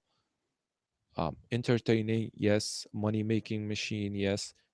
But are we being tricked into watching this stuff? I mean, aren't these people are on performance enhancing drugs to do back to back games and 82 games or 165 games? Yeah, but And that's a question coming from me because I'm very ignorant about this specific topic. And the reason why I'm bringing it up is maybe we can talk about it and get some information about it. I think they're two different topics. I think that in regards to, are we being tricked? So this idea that, is sports, does that help with the dumbing down of America? Because instead of people actually reading something or learning something interesting, they're focused on this meaningless game that at the end of the day, and believe me, I love watching basketball. I'm a Celtics fan. Blazers is my West Coast team. I watch Blazers game. They're actually playing Dallas as we speak. This is But the first guy who has two teams, yeah, one on the well, East, well, one on the West. and You'll I can never go. find that in I can United tell you States. why. I'll tell you why. Because when I first got into basketball, first I was a Scottie Pippen fan, right? I was a huge Scottie Pippen fan. Who's that? You're No, kidding. I'm just messing with you. Come on. I was a Scottie Pippen fan, and then when he left the Bulls, right, and he hopped around a little bit. By then, I got more into basketball. I started watching Celtics more, and but I always liked Scottie Pippen, so I'd follow him around. And then he went to the Blazers. Well, the Blazers had a common enemy with the Celtics. They had the Lakers. They both hated the Lakers, and I'm like, oh shit. These guys also hate the Lakers. So what happened was when they went to the Western Conference Finals, and Scottie Pippen was on that team, and they had Bonzi Wells, and they had well, I know it wasn't. They had Rasheed Wallace, they had Arvydas Sabonis, they had Damon Stoudemire.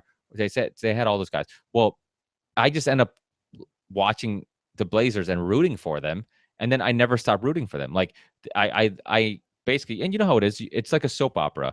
If you start watching it long enough and you start knowing the characters and the storylines, you end up getting it hooked, attached. So and then I got into the Blazers and I watched them, and because at that time the Celtics sucked, it was like, okay, the Blazers are one of the best teams in the West, so I have a good team that I can watch and root for when the Celtics aren't doing very good. So that's how I became a Blazers fan. And the thing is that they'll never play each other in the playoffs unless it's in the finals. And then which will probably never happen. So But it's they play each other yeah, in the and regular actually season, right? every year I go to the Blazers Celtics game. So if you guys are in There you go, Boston and you want folks. to know when I'm in Boston, I'll be in Boston every year when the Blazers play the Celtics. Please donate for my ticket so I can go. But yeah, so that's how I became a Blazers fan. Now I forgot what the fuck we were talking about right before that. So we were talking about being Oh, tricked, sports. Okay. right? So I think, okay, and this goes into, and this is funny how all these topics kind of tie together. Uh, I think the reason why sports, especially football, for example, why is American football by far the biggest sport? Because this is why I think, okay, is that Monday through Friday, we're so consumed with work and priorities and responsibilities, this and that. And then all we have is the weekend. So it's a perfect sport because that Sunday you can just designate to that one league, that one sport, and just watch that. And the thing is too is because we're so unhappy with our job and where our life is, this and that. That game, I mean, there's times where I remember working out in fucking 100-degree weather, 90-degree weather, sweating balls, using a jackhammer.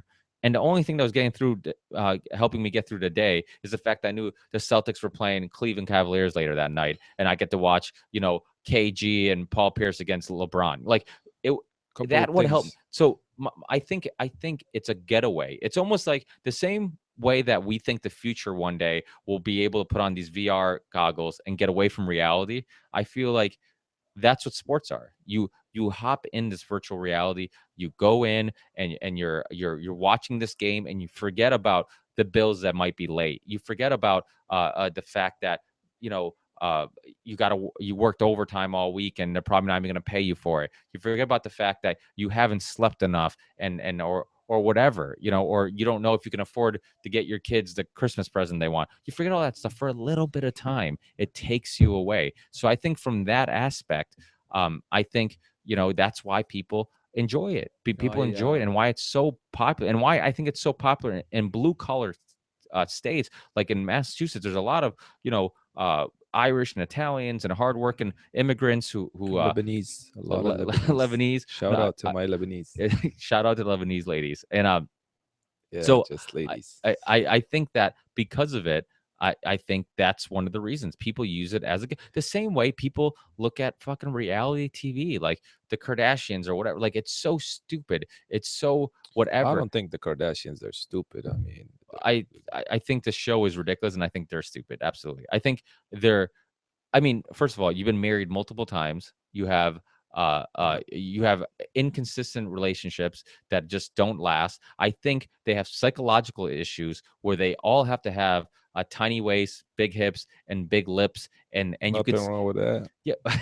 Well, I think what it is, it's a sign of some serious insecurities. I Uh, think it's no different than the guy at the gym who's already huge and wants to do more cycles of steroids because his traps need to give. It's what is it? You're deforming your body because you're trying to find this happiness. You're trying to find this self-esteem instead of being, you know, having some sense of acceptance or just being happy with the way you are or whatever.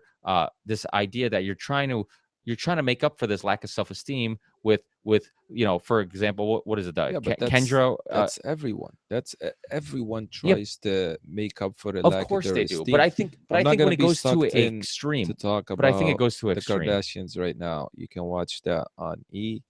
I Don't don't know what advertise the Kardashians on my fucking show, you asshole.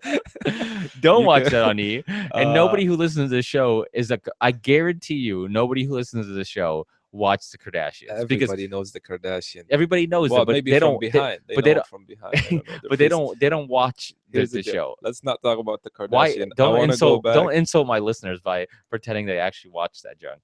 I want to go back to what we were talking about. I was actually, and by the way, I know a lot of people will hate on me for saying this. I don't think football is the biggest sport. I think soccer is. No, Uh, financially in America it is.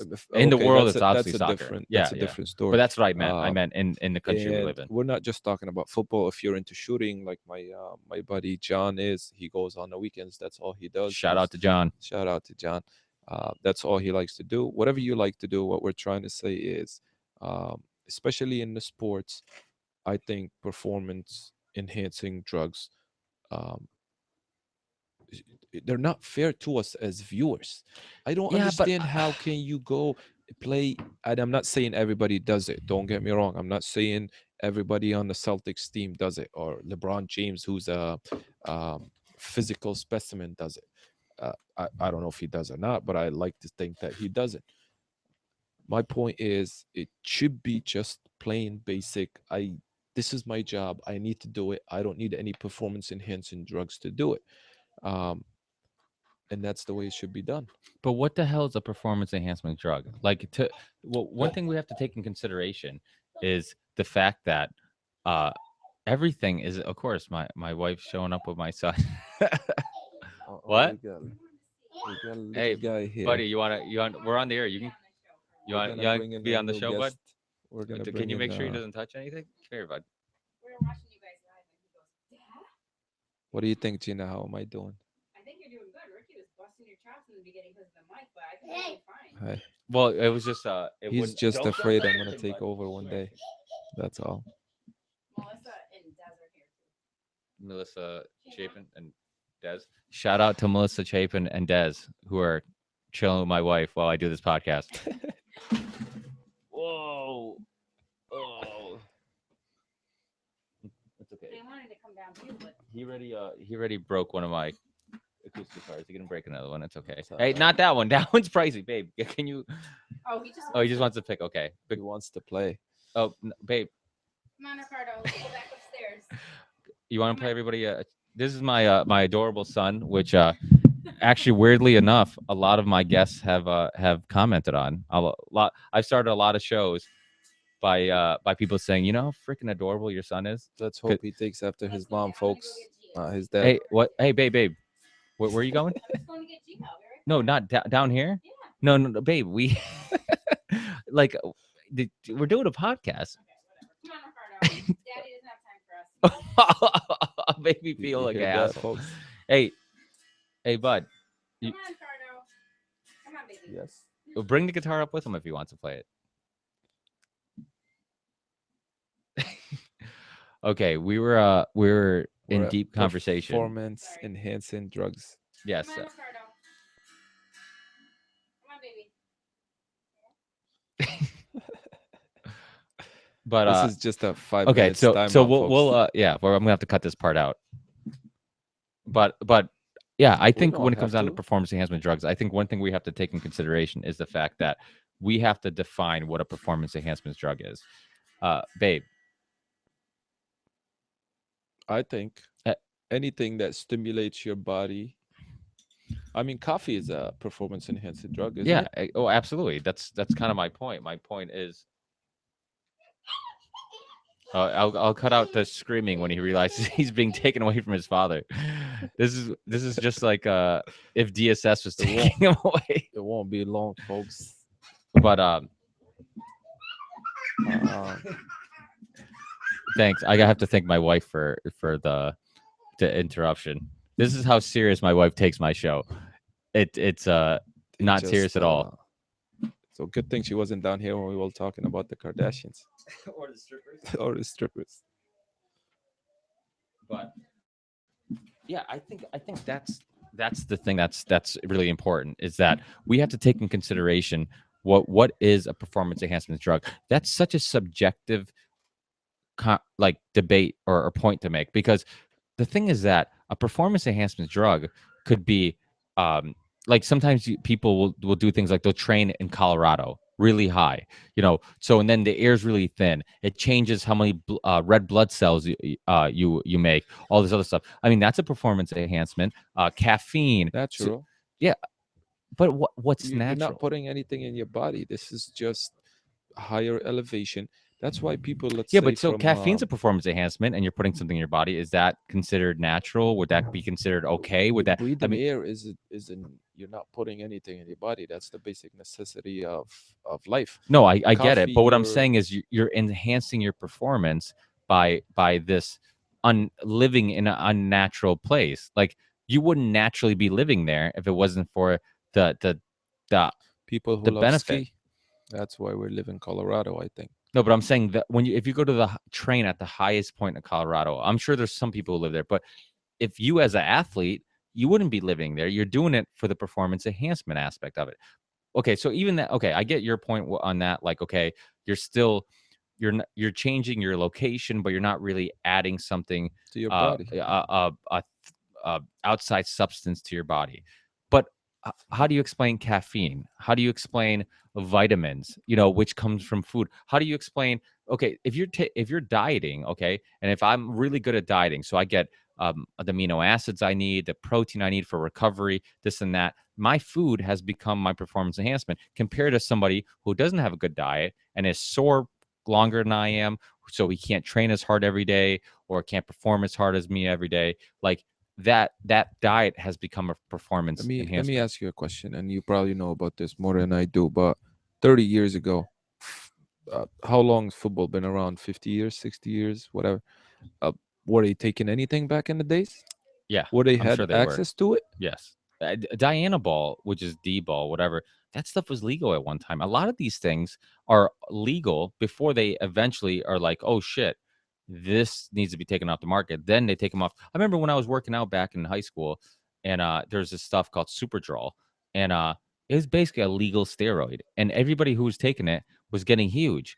And then, of course, a year later, whatever time frame it was that it was on the market, which wasn't long, eventually the government says this shit is illegal. I mean, should be illegal. It's a steroid. But so there's a lot of stuff that's, and the thing is too is that I think many more athletes are doing it than people like to believe. At the end of the day, when you look at like quarterbacks that are as fast as like, you know, wide receivers or running backs from back in the day.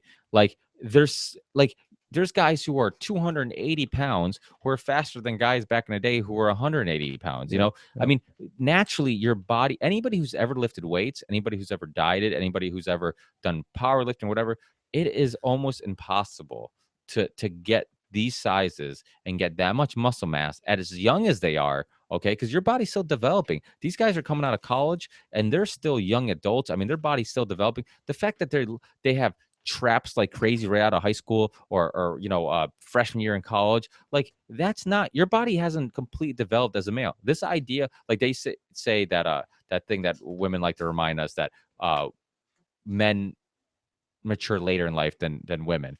I That's, tend to agree with that a well, bit. no, but it's scientifically true, because the reason that is because guys are taller, we're longer, we have more muscle, and because to produce that extra bone and that extra muscle and that growth, it takes longer. So in other words, like women stop going through puberty or stop growing and stop progressing like here, and we take a couple more years to fully grow and become the adult that we eventually will be, because it takes that extra time to be, to produce the extra muscle, and because we're naturally bigger and stronger than some women, not all women, some women. But so in that sense, it is true. It is true that women develop quicker. But so you're looking at these kids right in college who haven't even fully developed yet and are fucking huge. Like, I went to a small little high school. I went to a high school that didn't have many, if any, D1 athletes. I had one D1, a wrestler. I had a couple, and even he got freaking busted for roids. He went to a D1 college for wrestling. He got busted. He got in trouble. And you're talking about or was it D1 or D2? Either way, but so this is a small little college. I had football players who were on roids, and this is a small little high school that none of these athletes were going to end up doing it for a living or making money. Their performance on the field or on the court wasn't going to affect how they were going to get drafted, or what school was going to pick them up, or how much their future of, if their family was going to have food, and if they're going to end up becoming a professional in that sport. Now, when you have the pressure, okay, from kids who are trying to get drafted, trying to get the NBA, trying to get in the NFL, trying to get in whatever sport, then it's hard for a kid to turn down a guy who's like, hey, if you do a cycle of this, you'll be a little bigger, you'll be a little stronger, you'll recover a little faster.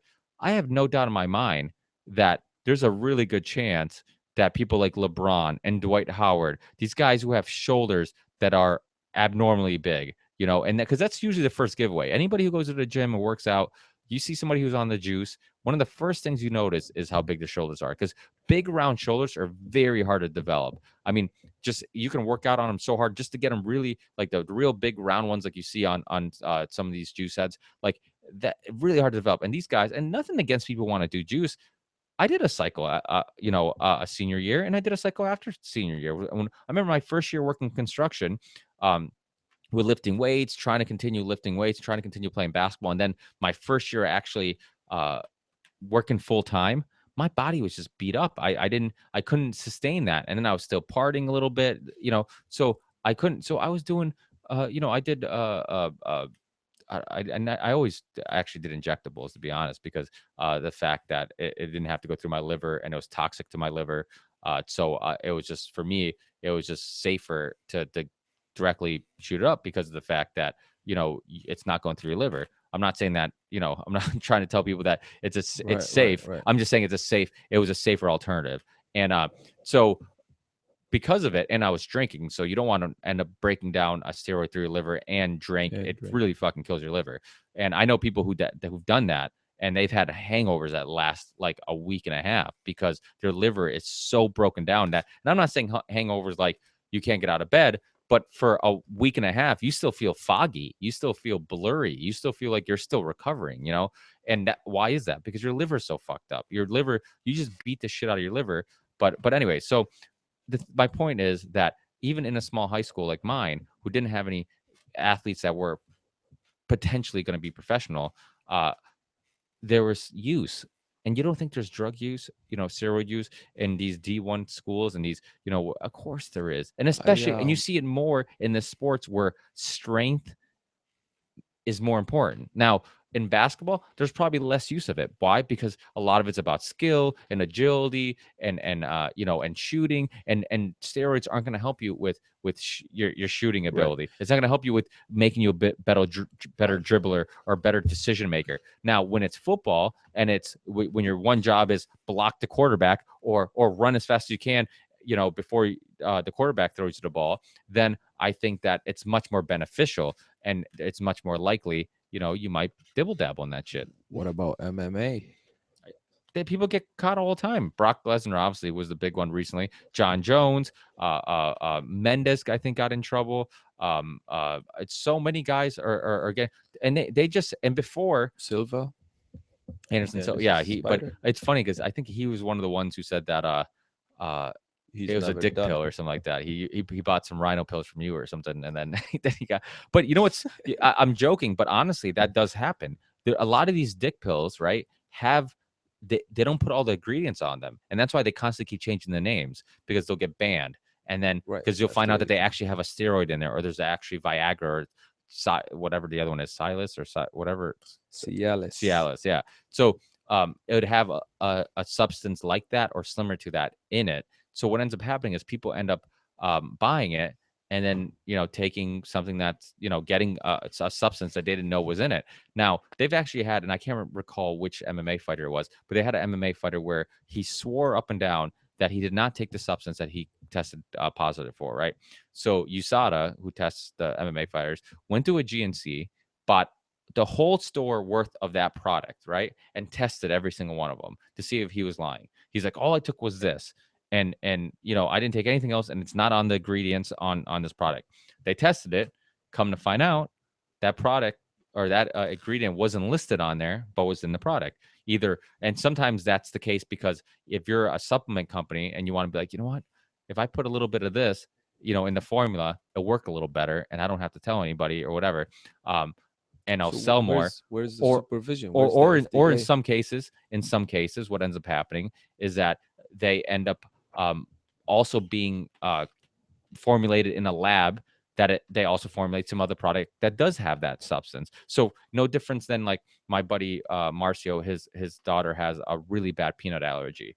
He really has to go to the extreme to make sure that the things that he's eating and touches don't not just have peanuts, but it can't even be made in a factory that was making something with peanuts. So you have to get a product that, it's not just looking at, oh, this doesn't contain peanuts, so I'm good. But that product can't even be packaged and put, and made in a factory that has peanuts, because a little bit of residue could get on the product. So there's specific ones that will tell you, like, no peanut, whatever, this and that, and he knows are completely safe and it has no residue or whatever. That's why even if he's at my house or whatever, and I say, hey, do you want to bring this home for your daughter or whatever, just because it says it has no peanuts, he can't just assume that it's Right, safe, right. So sometimes that does happen too. That's another case where you get products that you'll get residue from something else that's made in that factory. But this, what's performance enhancement? I think that's a really interesting debate. I think when it comes down to HGH personally, and I've said this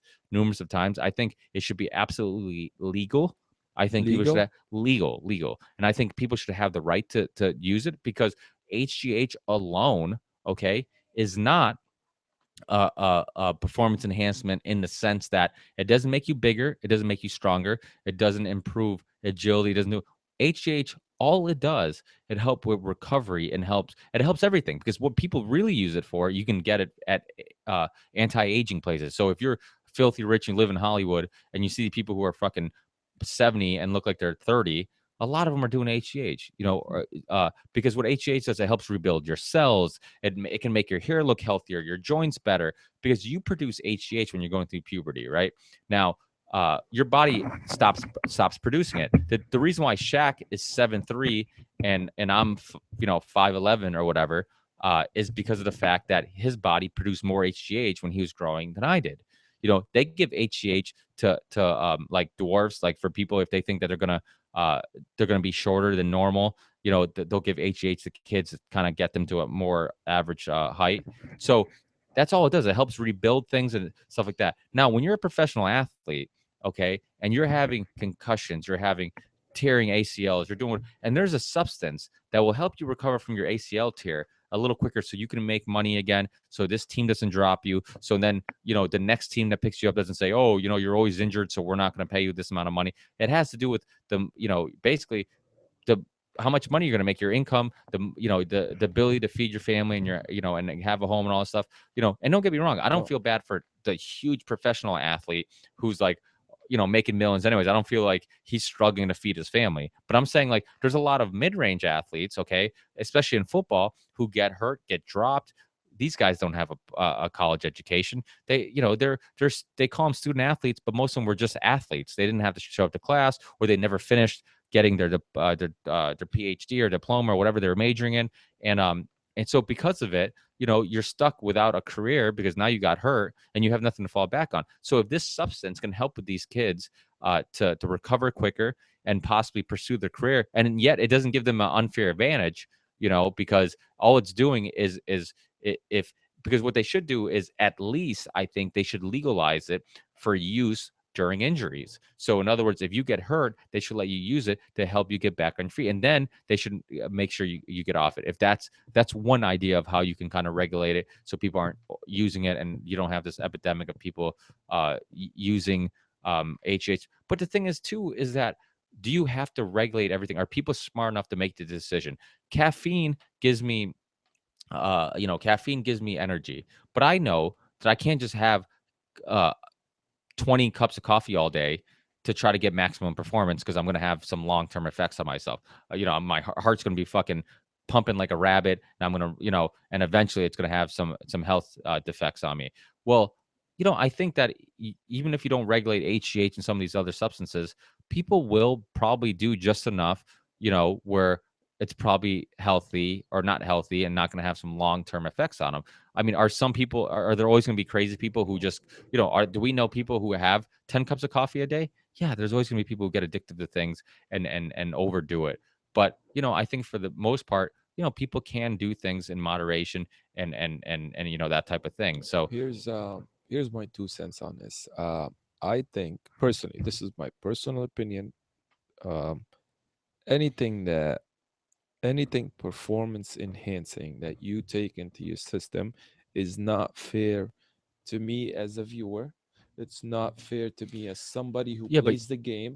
again, you have to define what is, or like the line between what is or isn't a performance enhancement is a blurry line, right? Like What do you define as a performance enhancement? Do you consider caffeine as a performance enhancement? Do you consider taking amino acids? Do you consider taking protein shakes? Do you consider taking pre-workouts? Do you consider taking post-workouts? Okay, so Some let's. creatine. I'm not familiar with this topic. That's why I brought it up, so I can learn from you. Maybe some of our viewers will write something on Facebook that will teach us a few things about this topic. But what I'm trying to say is, you take this pre-workout.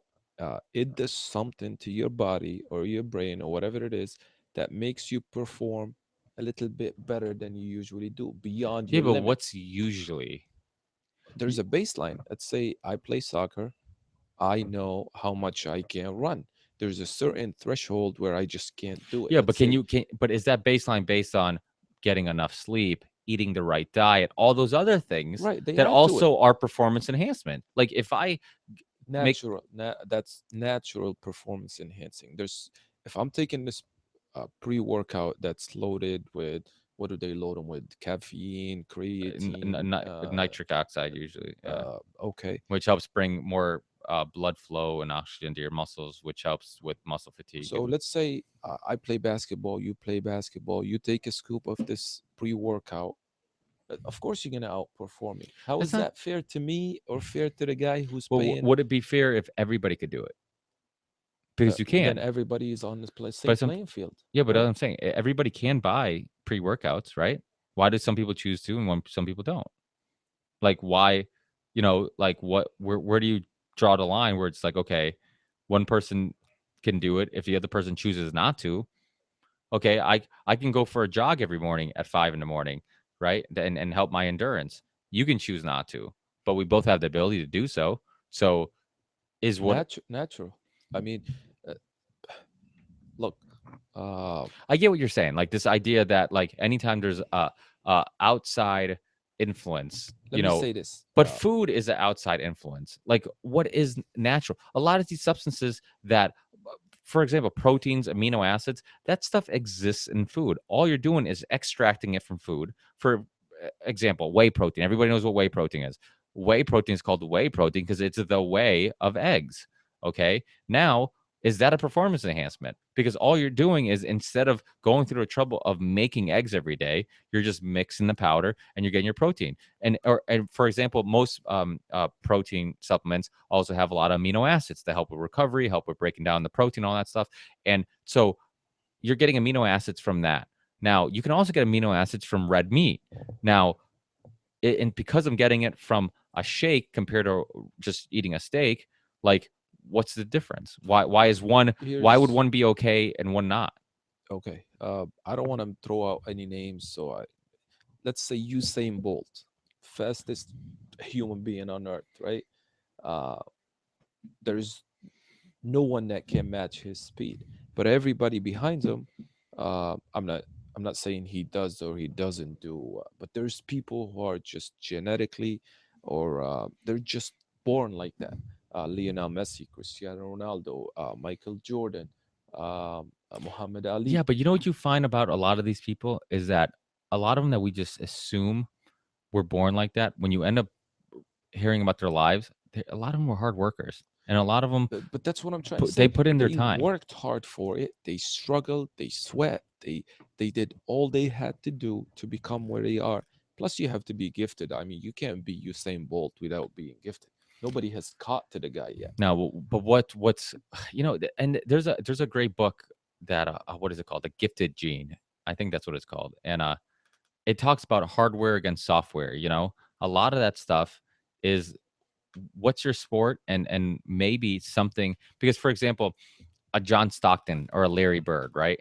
They had to be they weren't physically gifted, right? They didn't have the physical you know natural ability of a LeBron James, right? Or a Michael Jordan, but so they didn't have the hardware, but they had the software, so they had the mindset, they had the ability to break down the game, they had the ability to know, okay, these are my strengths, let me focus on these, let me use these to the best of my ability. So what the word gifted, it's like a lot of times we say people are gifted, and I think the downfall of saying people are gifted, I think, is that we tend to believe after, oh, I couldn't do that because that person's just special, or like it's almost like And I this think they idea. are special. Yeah, Um, but they're special. But I'm saying, are they special because they were just born that way, I, I, or are they special because they worked hard and my ass didn't? Or they had a father who pushed them at a young age and motivate them, or they had people who doubted them and they use that as fuel to wake up every morning and play hard and do the basketball drills and do that stuff. So my point is that, like, I think in some cases you have things, either physical, like I can't change the fact that I'm not 6'6", so yeah, that's a gift if you want to play basketball, but maybe I'm better my body's better fit for soccer, so am I gifted? If I look at LeBron no, no, James, but I say I'm he's talking. gifted. But if LeBron James wanted to play soccer, I'd be like, well, he's not gifted because he's too tall and he won't be able to run as fast. So it's one of those things where, okay, are you or do you end up pursuing something because you have the physical tools to make you good at that, or are you? Why Bo Jackson? Oh, let me take a second here. I want to give a shout out to Mohammed. He's actually watching us from Jordan right now. Is he really? From Jordan. Shout out to Mohammed. Thank you Oh, for that's awesome, joining us. man. Bo Jackson. Well, you tell Mohammed that he can download this shit on iTunes and to start being a consistent listener. That son of a bitch. I think you should, Mohammed. You hear that, Mojo? So, Bo Jackson played baseball and football.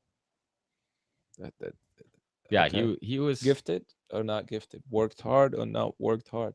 I don't know. I I don't mean, know enough born about him. that I'm way. assuming he probably worked his ass off. Yeah. I mean, don't get me wrong. There's people who I mean, I have some Jamaican friends that barely work out, and I shouldn't say barely work out. They don't ever work out that hard. They don't die that hard, right? And they're fucking freaks of natures. I mean, these guys are huge. They're always. I mean, they look like they spend every day at the gym. And yeah, in that sense, they're genetically better designed for lifting weights than I am. They just, for example, I mean, look at my brother. My brother is what I should look like if I didn't lift weights. Genetically, that's what my body wants to look like. Okay. Now, even with working out and stuff like that, I can get a little bigger, but I'll never get to the size of one of these guys who we all know that doesn't work out quite as hard, but yet always has big arms or always strong. So yeah, there's definitely things that I think give you a advantage, and you're born with I wouldn't say ability, but you're born with some physical benefit. Either Let me producing more muscle or you're taller, that benefits you, that maybe somebody else would have to work harder. But there's always exceptions to the rule. There's always the Isaiah Thomas of the Celtics, the Allen Iversons, the people who maybe people said you're too small or you're too whatever, and they work their ass off and they accomplish it anyways. And I think that's the thing that we have to take in consideration, because I think that.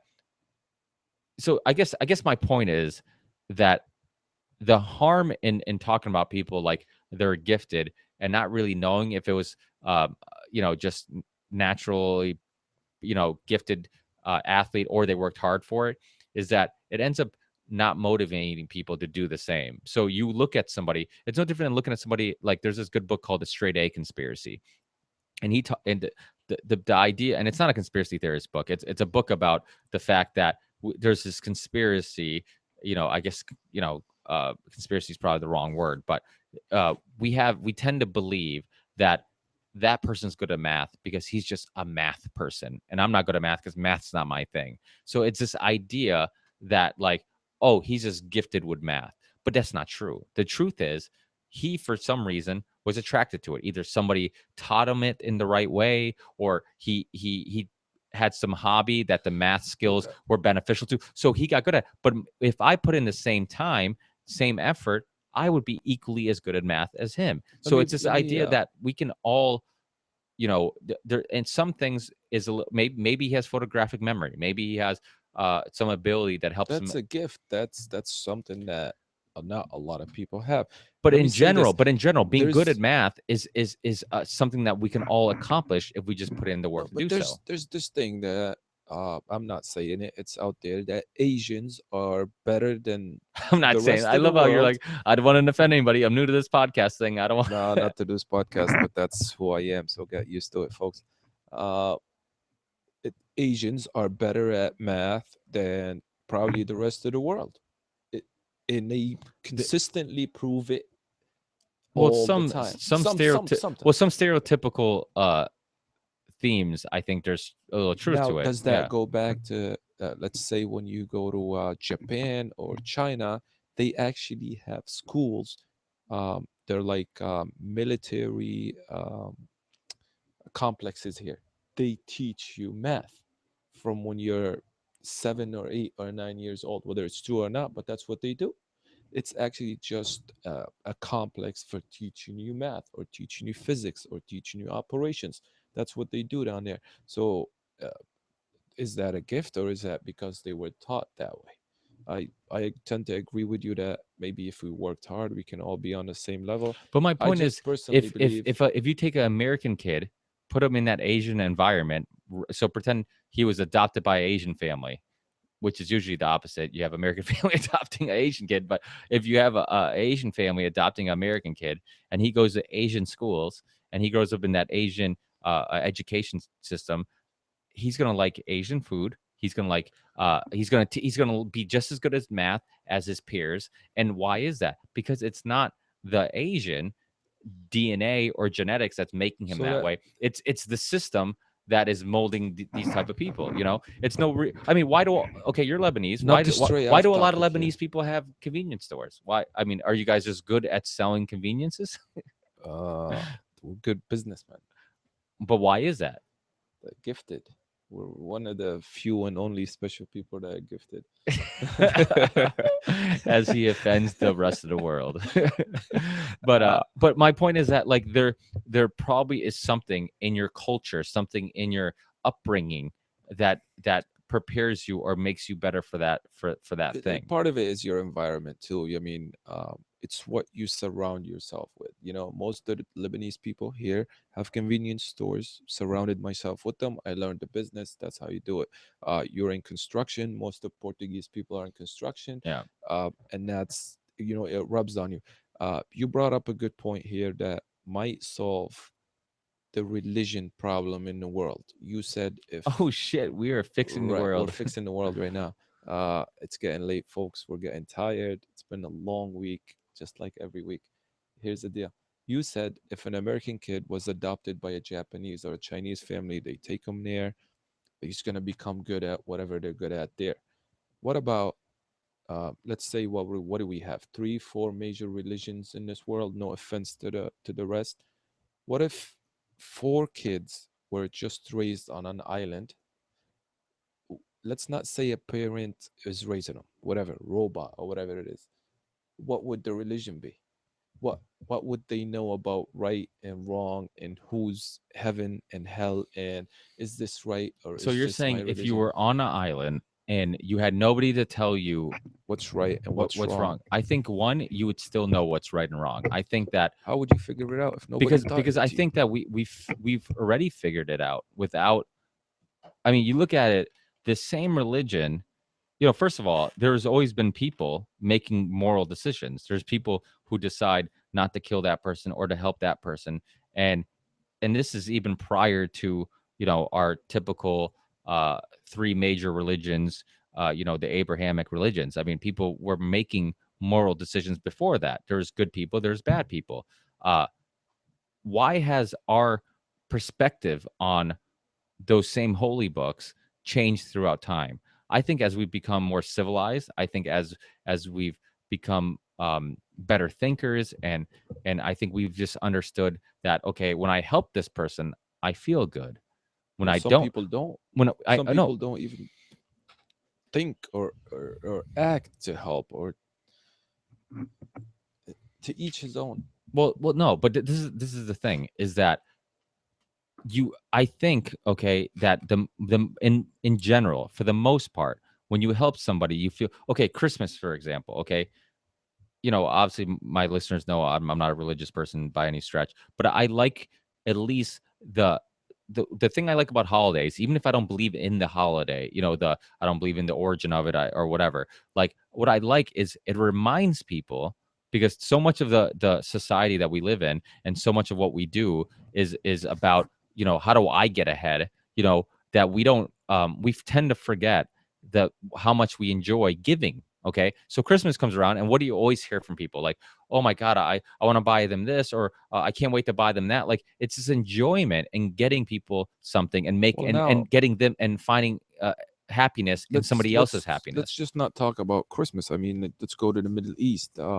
Let's go to the rest of the world. Most of this religious holidays that were supposed to be about um, religion, and they were supposed to be about a certain event that shaped our society right now, or where we are right now. Um, it's turned into It's been too a long. money Cheers. making machine. Right now, it's a money making machine. It's all about buying this and buying that. Take the Muslim world in the Middle East, for example. Ramadan. Ramadan is supposed to be about fasting, feeling with others, uh, just understanding what, for lack of better words, poor people go through. Now they're turning it into belly dancing events and drinking, and who spends more on making a meal. You make such a big feast that you throw it out, and you already forgot about what So you're you've fasting for. almost defeated the purpose. Yeah. Exactly. And that's the problem. Well, It's yeah. not I about mean, religion anymore. obviously Christmas has become a marketing scam where it's just like, people, it's about buy, buy, buy. And then, companies are just take advantage of Christmas and have all these Christmas sales. And they don't give a shit about trying to uh, appreciate giving. They just care about selling. So, yeah, I mean, I think things become a business. And then instead of Christmas being just about giving, it's about giving the best toy or the newest toy, or I have to get this, I have to get the most expensive. Oh, you look at the new tablet came out around Christmas time, the new iPhone came out around, I'm so gonna you're right. Like you lose the essence of it, you lose what makes it important, and then you end up focusing on just the money part of it. But let me start by myself so I don't offend anyone, because I don't like doing that. But when was the last time I gave on Christmas? I can't tell you. I can't tell you when was not gave to someone that I care about, but someone that I don't care about that is in need of something.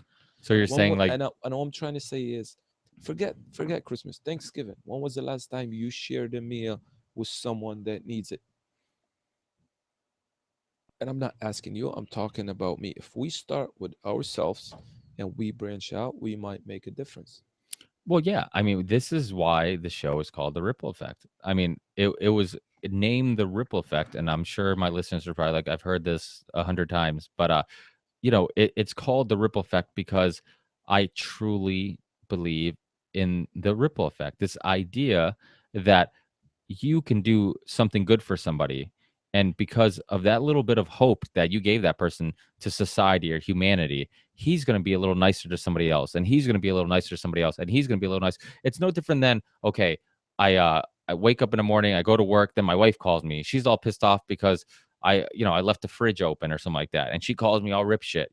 Now I just was in a good mood. It's Friday, I'm in a good mood. All of a sudden my mood just changes. Now I get to the job site, I talk to my dad, and now I'm in a bad mood. So my dad says something, and I'm already in a bad mood. So it rubs me the wrong way. Now I fight with my dad. Now I'm fighting with my dad because I'm already irritated because of something else. And then, my dad's pissed off because I just got in a fight with him. So now he's gonna go, to the job site and then yell at some, whatever, some other guy, this and that. And That's then why we need to find an equilibrium in our life where we are on the same level, whether we're ecstatic or depressed. Shout out to the monks that do that. Well, again, I think I understand why they do it, and there I think there's probably something nice in finding inner peace, and there's something nice in this idea that um, you don't let materialism, you don't let sexual temptation, desire control you, and but I also think you're missing out on some really, like, life is about experiences. Life is about experiencing things and being with people, and when you're a monk, you're also not experiencing, that I mean, how fun was it that your first, the first girl that you really had an intimate situation with, her touching you, her are you touching her, like the excitement that you got, I don't the think she's watching. she's probably not watching. But my point is that, like, you know why, why there's people who, like for example, anytime you hear about a kid who died too young, I think about like that kid's never gonna have his first kiss. He's never gonna have his first, his first love, his first, all these life experiences that you miss out on. And So let I'm me ask saddened you by this. those things because I think those are some of the most enjoyable, most worth living I, things that we have okay, on I earth. let's say I agree 100%. Part of me agrees. Uh, I think we're in a society right now where I told you this when we went into the door. Uh, we're making a living, we're not making a life. Even by those memories and those moments that you do. You wait for the weekend, you watch your Celtics, but half an hour after the Celtics are over, you're disconnected again. You're not even thinking about that memory, or you're not even living that moment again. You moved on because that's what the society pushes on us. Yeah, but We went to the place we went to a New couple of months Orleans. ago, right? We Me and went Dave to talked about it on the show. Yeah. okay, we went to New Orleans. Robbie We was one of the guys. Me that if you guys have listened to I think the 100th episode with Dave, we briefly talked about our New Orleans trip a little bit, and Robbie was one of the guys that was with us on that trip. um yeah, there's memories. Yeah, there's good times. We made new friendship. We took our friendships maybe to the next level.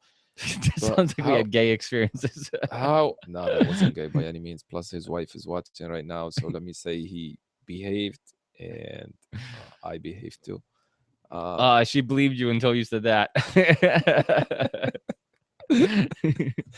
uh, it's just a memory. I mean, we're Yeah, so stressed but out that's all and we have. busy. No, oh yeah, no, How I agree. often do you But go I think they're back two to it? different things. How often do you go back to that memory and say, when you go to sleep, you're basically dead. I mean, you're not even thinking about what happened or what's No, going to but happen. I You're mean, going then through a I think you sleep. phase. I think sleep is a whole nother thing. I think you sleep because your body's recovering No, that's not and the all that. point. The But point but is, but my thing is, I get what you mean, but you can't relive every single memory, every single moment of your life. I mean, you have too many memories to constantly be reliving them. But I think what ends up happening is that you store them in your database, and then the best part is that you get with your friends again, right? And you're talking about that good time you had, right? Or or like I said on this podcast already, like when you're gone, the only thing that lasts longer than your physical body that decays and breaks down and falls apart is the memory of you. yeah, but So I how feel you like, treated people and how people think of you. So when you're gone or when I'm gone, right? My son, for example, when I'm gone, the only thing he has, right, is is the memory of how I was to him, and the times we played ball together, and the times we, So the thing is that those memories are important because and crucial because I think that a lot of times sharing those happy moments together, that is gonna outlive your body, and it's going to bring happiness to people even after it's gone. My son but I will, think me there's and a, my son will laugh about something, and years after I'm gone, he'll talk to a friend about, I remember that time me and my dad did this, and he'll laugh but again in a because he's certain, reliving it. in a certain controlled environment, that memory will get triggered, uh, Yeah, not but I don't, voluntarily. but you're saying it almost like it's in a negative way. Like, No, what? no, no. Why is it bad that it only gets triggered sometimes and it's not constantly reliving in our head? Because we're living in a society that this pressure that's on us, you talked about a database, let's refer to it as a database. It just deletes and deletes, or not deletes, it fogs your database. You're not thinking about that good thing, you're thinking about why, when you're depressed or sad, you're not thinking about good things. Why can't you reach into that database and say, oh, wait a second, I'm actually a happy person. I took a vacation 2 weeks ago. I had a nice Well, podcast I with my think I friend. think that has to do with the fact that we spend a lot of time, and I think this goes to perspective. I think it's really. I think your shirt's hitting the microphone. I think yeah, you might want to tighten that. You got the forearm strength to tighten that. We need to But invest in new equipment, man. well, honestly, if we because I didn't expect to use that. If we tighten them beforehand, I just didn't know that the other one needed to be tightened, or I would have had it Welcome prepared. to the ripple effect. And but I think it's one of those things where we spend a lot of time, and this has to do with marketing and things I've talked about numerous times on the show with Edward Bernays, and how corporations and marketing convinces you that you're not happy unless you have these material things.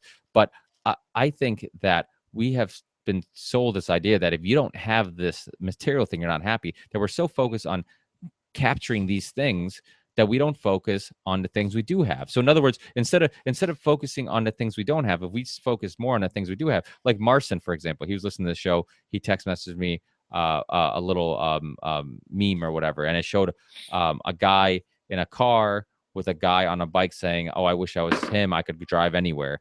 And then on a balcony was this guy in a wheelchair that looked at the guy on the bike and said, "Oh, if I wish I was him. If I was him, I could ride anywhere," or something like that, along those lines. So in other words, like this guy was envious of the guy with the car, but the guy who was in a wheelchair, who didn't have legs or was paralyzed or whatever, was envious of the guy with the bike. So in other words, like while you're being, for lack of a better word, ungrateful for what you do have, there's a lot of other people who look at you and are envious of what you do have. So I think it's we do need to spend more time, because I mean a lot of times, I mean even my wife sometimes, sometimes she'll complain about some things or whatever, and or we'll go past a really nice neighborhood and she'll see a really big house and she'll be like, "Oh my God, look up." And I'm thinking to myself, I'm like, is she envious of that house? Is she appreciating the fact that we're lucky that we have a house, Well, and we have the things we do have? Like, so it's I think that a lot of that is this psychology of marketing and being one of my favorite and authors. maybe the fact that we are disconnected from those people who don't have anything. Well, I agree. Maybe I think we don't because see it. We don't you you know mentioned your wife. Let's maybe state it. Maybe if I'm not saying that she doesn't, but let's say every week, every day, every 2 weeks, she saw someone who's living in a tent, who doesn't even have the bike. Maybe she wouldn't even look that far. Now, I'm not saying you don't have to look and aim high, and let's say you want the bigger house or the bigger airplane or the bigger bike. keep talking. I'm just going to adjust your microphone. There's It's fine with that. You dream big and then aim big. There's nothing wrong with that. Uh, but don't forget those who are underneath you, those who are in need, those who are don't have what you have. Let's just be thankful, and maybe it starts one person at a time. Maybe we can actually make a change. You don't want the bigger house. It's not gonna make you happy. It's just more work for you. Well, Just gotta clean 4 rooms well, how instead how of two how, rooms how and well, that's true. And how often do you see and pay more heat and gas. and And ho- the more money you have, the more expenses you have. and how often do you see people with giant houses who are miserable because to maintain that giant house, Not all to, of to them. maintain that giant house, you end up having to work crazy hours, or you're stressing about making maximum profit, because if you don't, you won't maintain this lifestyle that you created. Now, okay, Dave was over my house last week. Shout A out. lot of you guys know Dave as the co-host and the occasional co-host, but he was over my house and we were talking about this, at one point where co-host. Robbie's taking this job. And Hear so that, Dave? so the thing is that he was talking about how before he built this house that he's selling now, and before he bought it, he had all this flexibility, right? So he had he had a smaller house, but he didn't worry about working overtime. He always had money. He was happy, this and that. And then he decides to, okay, well, the typical American thing is having the white picket fence with a big nice house and a nice Not just the American. That's yeah, all it's over the become world. global. Yeah. And so it's this idea that that's what's going to make you happy. That's what you need. Now he does it. Now he's working overtime. Now money's tight. Now he's stressing out. So it's like he was happier where he was. He was happier when he maybe had a smaller house, but he wasn't stressing about having money. When he like he said his exact words, he's like, when I wanted something, he's like, I could I purchase got it, I could get it. He's like, because I had the extra money, because I didn't have all these expenses. So it's one of those things where how much of it is this TV driven, market driven, like I was saying before, one of my favorite authors, Graham Hancock, he said that society, one of the issues with society is that we judge somebody based on what type of car they drive and not how many rides they give in with that car. So this idea that we judge people based on how much material wealth they have gathered, and not if they're morally a good person, what good deeds they've done, how important they are to their friends and family, do they give good advice, are they there when you need them, all these other things that for the most part, isn't how we judge people. You go to a party, and a ritzy party with a lot of business owners or whatever, they ask, oh, so what do you do for a living? You think that they're asking you that shit because they're just curious. A lot of times they're asking you because they're judging you based on how much money you make. And if you make a lot of money and you can maybe get them a job, or you can be of some help to them, then they'll be a little nicer to you, or they'll want to get to know you a little better. So Maybe if you show up in a Jaguar, they won't judge. Jaguar. this No, show I totally this agree. this I show is brought totally to you agree by with what Jaguar. you said. But No, I totally agree. Listen, we're becoming a society of judging each other and based on materialistic things. Funny thing, very funny thing, how about you actually. tell that story about the girl who asked you where you worked, and you're like, oh, I'm what did you Oh, say? I was a yeah, before I tell you that story, let me tell you one thing. I was at dinner today with my mom and dad, and um, I don't know how the thing came up, but she said to me, 22 years ago, or whatever it is, back home, um, she was taking me to the doctor or something. And those couple are walking into the doctor office too. They say hi to my dad. He introduces his wife. My dad introduces my mom, and then they go their separate way. And then my mom is telling me the story, and she's like, "This lady was just dressed okay, nothing fancy. She was very humble. She was very nice." And then I asked your dad in private. I was like, "Who is this guy?" And my dad said, "This is one of the biggest hotel owners in Lebanon." I mean, the guy at the time probably was worth what Trump is worth right now. I don't know how it came up, but it stuck with me. It's just the humbleness of these people. It's just they didn't need to show off. They didn't need to shove my mom and dad out of the way to make way to the doctor's office. They were nice. They were polite. They were humble, and that's how much money they had. And I think that's what it comes down to. We talked about insecurities and the Kardashians for a minute. If you have it, you don't need to show it off. Maybe you're entitled but not if all you people are like that. and I mean, look, you see and that let me the tell you the opposite story with about athletes. right. Athletes with the big chains, they always have to get the more expensive car. Look, if you earned it, let's say LeBron James went to the final 6 times in a row, he has the right to flash it in your face every once in a while because it's not normal to do something like that. I understand that. Let me tell you the story about the girl that you told. The girl came up to me. She said, "What do you do for work?" And I said, "I bust tables at a restaurant. I make $10 an hour." And the first thing she said to me is, I can't talk to you if you don't make $40 an hour. I'm a nurse and I make $40 an hour. Um, what do you think a reaction to that would be like? So this is, I'm not saying everybody is like that, but that's where it's coming to. If I told that girl, I own a store, she would have been like, "Oh yeah, nice to meet you. You're a good-looking guy. You're a nice guy. Yes, this and that." That's not the whole point. That's not what we need to be worried about.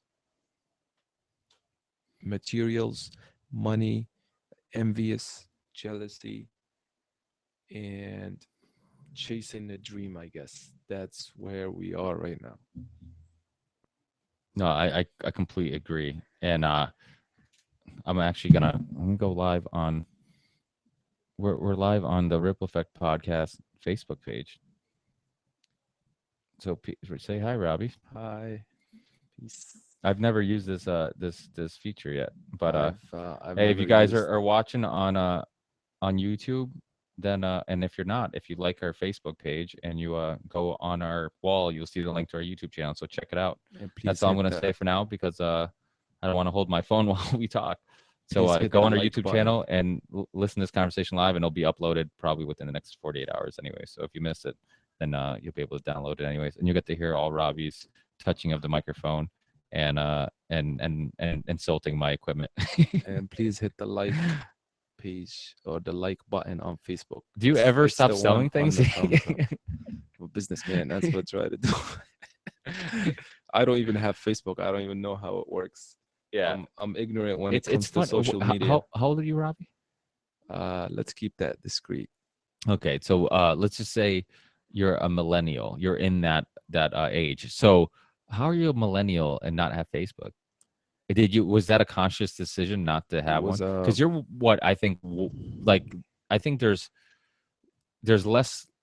I mean, I don't know what the percentage of the population that doesn't have Facebook is, but it's very small. and I was one of the first ones back in 2007, I think, when it first came out. I don't even know when it came out, but around 2007, peer pressure, people were telling me to get Facebook. And my main argument was, I don't need Facebook to stay in touch with you. You pick up the phone, you call me, and You sound the, like an old geezer. no, that's what friends are all about. I No, don't I need to yeah, I no, don't I need to agree. get in touch with somebody who I went to school with 17 years ago because that's not going anywhere. That's just a waste of energy, waste of time. You're my friend, you pick up the phone, you call me. I don't have the time to browse through your pictures, what time you fed your baby, what time you went to the bathroom, what time you did this and did that, or sharing pictures when you were at the Grand Canyons. It's none Well, of my I business. agree. I And think there's a lot of information on Facebook that should not be on Facebook. well, isn't that the Now, future? The future Twitter, is everything going to be public. no, the future Everything is, and we here's the future. constantly share all our personal information, and eventually there will be a No, very blurry line between personal and public information. and that shouldn't be the case. Now, Twitter, for what it was, in my opinion, what social media should be, because we could connect with people that we can connect with. Your product is not good, please get it better. Um, Sports Center, top 10, whatever it is, you can get your message across so we can make things better. That's why Twitter I'm was not sure kind of that's why established. it's That's being what used. I that's not what it's used for. That's why I said for what it should have been or what have well, started. okay, I'm on Twitter and I'm on Facebook, and the benefit of okay, and believe me, I am the first one to critique social media because I have a Ripple Effect Facebook page. I have a Theory 6 Facebook page. I have a Verandis and Sons Facebook page, and I have my personal Facebook page. I have a Twitter account. I have a my website for my podcast. I have a YouTube channel, and still, my wife is on her phone more than me.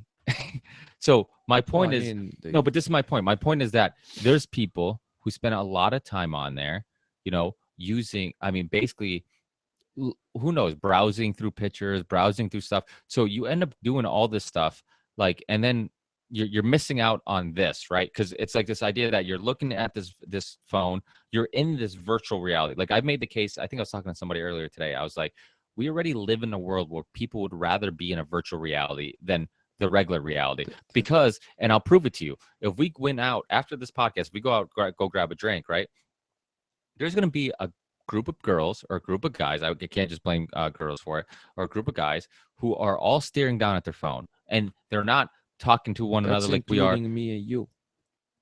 That's what we're probably gonna end up doing because how many times you see people pull out their phone and they're checking the weather or checking their Facebook, scrolling up and down. They put it in their Well, the pocket. worst part is Two in the minutes later, they do the same thing. exactly. That's what I was gonna And say. 2 minutes Yeah, later, it's the same that thing. it's like that. If there's even like, if me and you talk for a second, the second there's a break in our conversation, right? It's your phone. It's let me get on my phone. Let me It's check your it. phone. Oh, and like, oh, Now, so have you watched that game? No, no. Oh yeah, it was good. Okay. let Yeah. me Oh, let me look at my phone. let me be fair to those people who actually need their phones or pagers, doctors. Who the oh, I was gonna say, who the fuck uses a No, pager? doctors do, Yeah. technicians, lab technicians. Okay, that's fine, understandable. Detectives, they need to check their phone calls, logs. Um, Business people who get emails Yeah, all the of time. course, yeah. Okay, that's fine, I mean, I get my understandable. work emails on my phone. It's convenient. It's nice. I don't For have to me be personally, if it wasn't for banking, if it wasn't for work emails, porn. there is no Porn. Yeah. sometimes there is no need for a smartphone. Yeah, but Andrew Luck signed 13 million dollar contract. The first thing he did was he went out and got a flip phone. And I respect a guy like that, not because he's too cheap to get it. It's just because he wants to focus on getting his On job football, better yeah. and becoming a better quarterback. But this is the thing. This is the Now, thing. granted, he probably has 5 assistants that do Yeah, things for him exactly. anyway. Well, this is the thing is that I don't blame the internet, because that's what basically the smartphone, people are addicted to it because they're addicted to the internet. It doesn't, and it's a convenient way to log on to all your internet websites you like and social medias that you like. Now, I don't blame the internet because everything I've learned has been because this podcast I would not have enough interesting things to talk about if it wasn't for the internet. I barely graduated high school, had no chance of making it in college, hated learning, or at least I thought I did because of the lack of stimulation my teachers gave me back in high school. And everything I've learned from, I mean, I know these books exist. I know authors exist. I know studies exist. I know historical facts and things that happen, events because of the internet. Now, the internet is just a tool. It's like I think Joe Rogan said it once. He's like, like any other tool, I can either use a hammer to go around and hit you in the balls and Right. hit everybody in the dick and hurt them, or I can build a beautiful house. Agreed. Or so you can't blame the hammer for it because it's no different than a bow and arrow. I can use a bow and arrow to get food so we can eat for me and my family, or I can use it to kill Kill somebody. somebody. Yeah. So it's one of those things where you can't blame the tool. You have to blame the way it's being used. The internet, like I said, there's a lot of people like myself who, I mean, we literally have access to all the research and information and education and studies in the world in our hands. Like we never Well, lived in a world how where often do you see somebody looking at it? How often do you see Well, somebody? I'm not saying everybody. I'm in- just saying in in general, our yeah, in on our average. settings. On average, it's I'm checking the weather. I'm checking in my case, Score Center. Um, things that are not gonna get us better. Well, but what's better? I What, was what do you mean by better? how many times you go to a bar? Let's not take a bar. How many times you go to a dinner table and then you see somebody on their phone? Are they reading an article that's actually gonna get their brain to Yeah, think in a stimulate different their way, brain. stimulate Yeah. your brain, stimulate your senses? Are you learning about how the electoral college work? I mean, what are we doing besides flipping through Facebook, hundreds and hundreds of nonsense pages, and of things nonsense pages, and no pun things intended. that you're gonna that aren't important, things that you won't even remember the next day because you're just like, no, I don't care about this picture, I don't care about that status, I don't care about that person. Oh, that person's at the Big E, that's cool, keep going. Oh, that person's at Disney, that's cool, keep going. And then you spend hours doing that and you get nothing from it. Except probably envious and jealousy And that does eh, happen too. There's people who they actually said that Facebook has actually created in some cases depression because what ends up happening is, and how many times do you see this? People will be at a bar, right? They'll be at a bar and girls will be bored as fuck. They look I'm picking on girls this today apparently. And girls are the best thing in this world.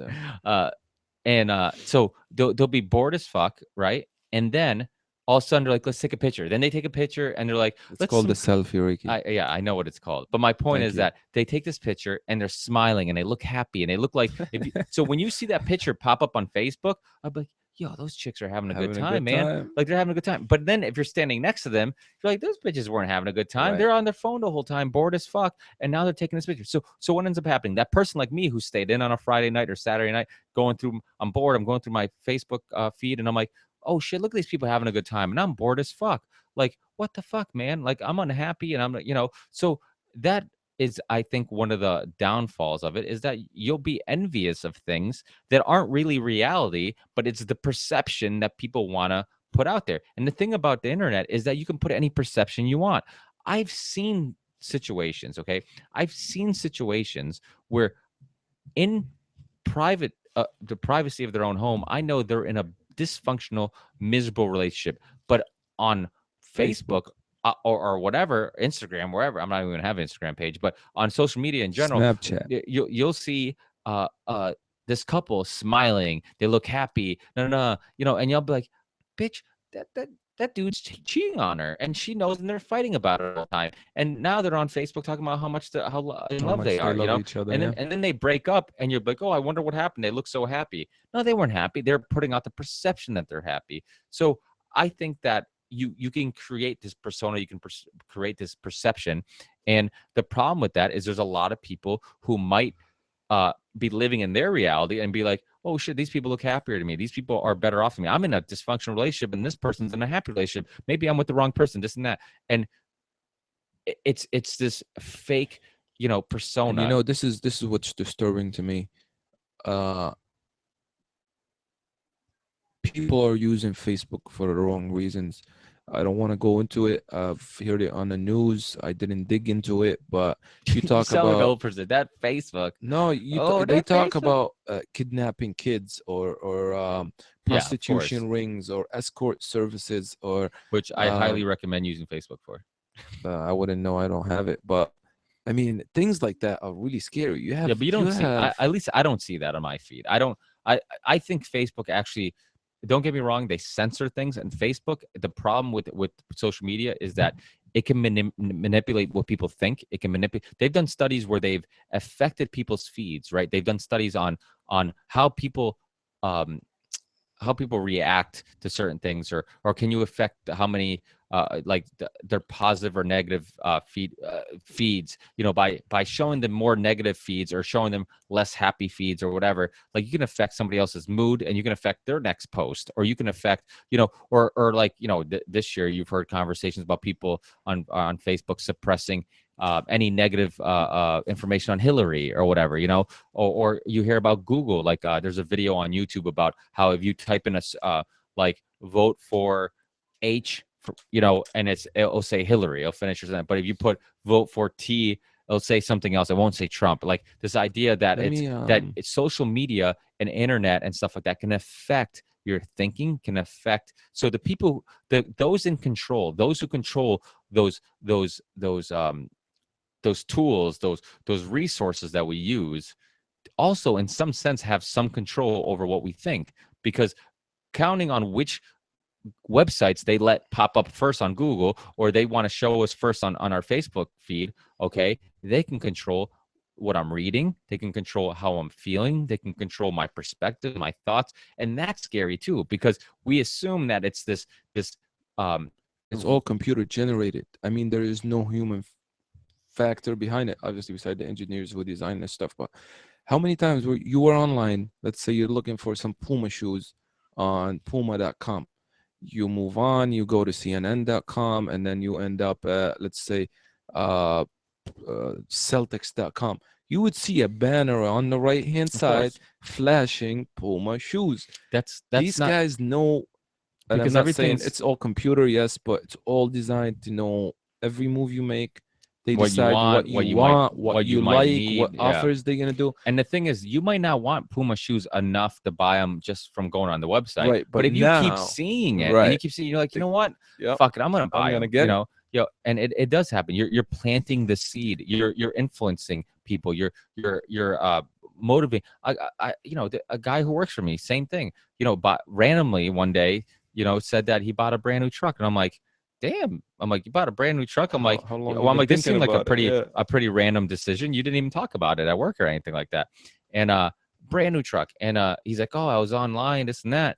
He's like, I was looking at some trucks. Then I was on some other website, and this ad kept saying, hey, you know, we have this deal. If you click here, no. So I click on it, and I put in some information, and in like 10 minutes, somebody calls me, and they're negotiating with me on the phone, and you know, and I'm getting this deal on this truck, and I'm like, look at all that. They just like, and that's the thing. Everything becomes algorithms, and everything becomes statistics, and everything becomes information. I mean, I can go on my YouTube channel, I can go on my website, like I was showing you prior to the podcast, on my podcast, and I can show you every statistic on the gender of people that watch my show, Right, right. if it's downloaded or is it just played and streamed, what countries it's downloaded in. I can zoom into countries and see which cities I can, that map I showed you, I can zoom in and I can show you downloaded in Boston, Tennessee, whatever, Kansas, New Orleans, wherever, and I can see now. This is just me doing some whatever, so doing a little show.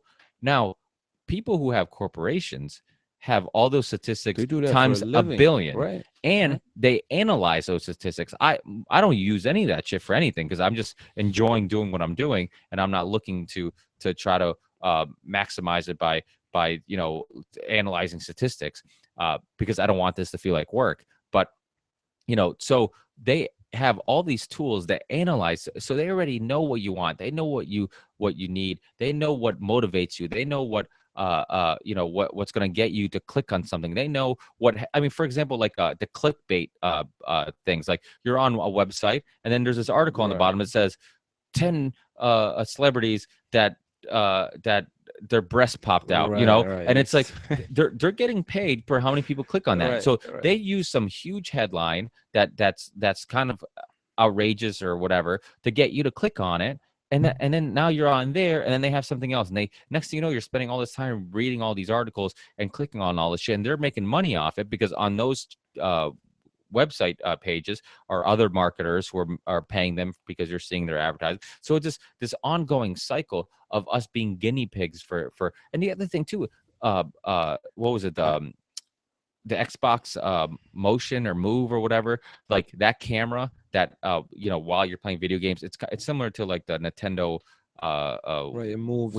so right, it catches your senses. it came out that camera is always on, and they would use, when you had the terms and conditions that you approved to, that they use things that they saw in your home to sell that information to marketers to market stuff to you. Okay, there's same thing. Conspiracy theory about that red button on your TV is actually, it stays on too, and it's. I'm not gonna go into Well, it, but that's Samsung actually, outside of conspiracy theories, Samsung, I think it was Samsung. People can Google it. I mean, obviously they have Google; they can look this up and get the specifics. But one of the TVs, I'm almost positive it was Samsung, had a microphone in it that stayed on and listened to your conversations, which isn't that abnormal, because I've had this happen firsthand, where my phone is a Nexus phone. It's a Google phone. And, if I say, okay, Google, then it'll turn on and it's listening to me, and I can ask it stuff. But because when it knows when I say those words, it means that the microphone's always on, because it has to listen for when I say, okay, there's been times where me and my wife have talked about something, right? Or me, whoever, have talked about this, but I've noticed this specifically with my wife, because there's a couple occasions that are coming to mind where me and my wife have talked about something. Then I'm like, you know what, let me look that up. And I'll put 2 letters in my phone, and that topic will come up. And I'm like, I'll look at my wife and I'll be like, I've never Googled this in my life. There's no reason for them to assume that I'm Googling this. Google it. I'm like, was my fucking phone listening to me? And they're like, oh, it wouldn't do that. I'm like, well, if I say, okay, Google, it turns on. So the microphone's on. How is it not listening to me? Yeah, how do I know? There's a great documentary called Terms and Conditions May Apply. It's on Netflix, I believe. Or Amazon Prime, or it's on somewhere where you can find it, because I think I've seen it on Netflix years ago. It's amazing the things that they have access to when you agree to these terms and conditions that nobody fucking reads. Nobody reads them. 300 pages or 20 pages or 20. Nobody reads this stuff. I mean, how do you expect me, with the time that I have to scroll through 27 pages to read the terms and conditions? I was watching the news a couple of days ago, and then they said now Snapchat, where you like, let's say, celebrities' outfits or purses or handbags, now you can actually buy that stuff on Snapchat through a third-party website. So now everything is becoming on demand. Everything is right there. You don't even have to leave the application to buy something. You see something that you like, you click on it, you bought it. Commercials are going to be on demand. The news are going to be on demand. I mean, I don't know how sports are not going to be on demand anymore. I mean, you click a button and then you're watching the Boston Celtics play when you want them to play. I mean, that's to the extreme, but you get my point here. If you can buy something when you're looking at it, how hard is it to be the next 10 or 15 years where virtual reality, like you said, or maybe even worse, maybe everything is on demand? Yeah, but you're saying even worse. Is it the worst thing ever? Like this, okay, what if we could live in a world where me and you or whoever is we sit down, they put these tubes in us where it gives us enough food and nutrition and energy to keep our hearts beating for a really long time. And that's all it does. And then so our bodies are completely not being used. But we live in this virtual reality that is almost identical to reality, or is identical to reality, because we know eventually that is going to be the case. Eventually they'll be able to recreate reality where it's completely impossible to know the They made difference. movies about that. There Yeah. was movies Oh, of about course there that. has. You know, you took a Total Recall. If you Right, haven't, yeah. if you haven't seen Black Mirror, it's a English series. It's fucking phenomenal. It's literally the best series that you haven't seen, because a lot of people haven't seen it, and it will blow your fucking mind. Anybody who's seen it will tell you, I can't explain it to you, but you need to fucking You need watch to it. see it, It's yeah. that good. But it because a lot of it is about what possibly the near future of technology could look like. And I think that, so pretend you do live in this virtual reality, and then, you know, you get any girl you want, you get any car you want, you don't have to worry about being tired, you don't have to worry, but you can still enjoy things, There was smells and a tastes. And there was a movie with can't even think right now, but it's exactly about that thing.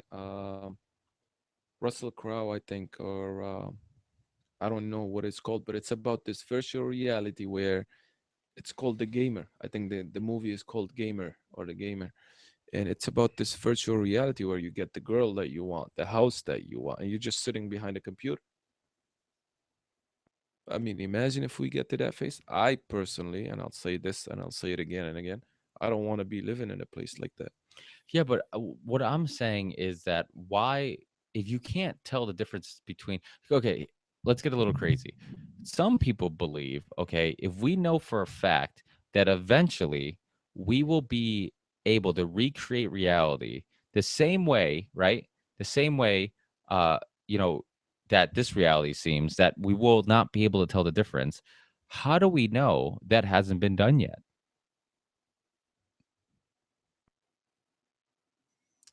Now you're asking questions like, how do you know that we even exist or that we're even Yes, here? and those Or are, I mean, and how if this deep? was philosophy class, we'd be talking about that. And those are questions That's why that you I gotta think know. are interesting, because we tend to conversate about so many different things, but sometimes we never get below the surface of, like, well, do we even know You what notice reality? I mean, what is reality? Reality is our perception. perception, and our perception.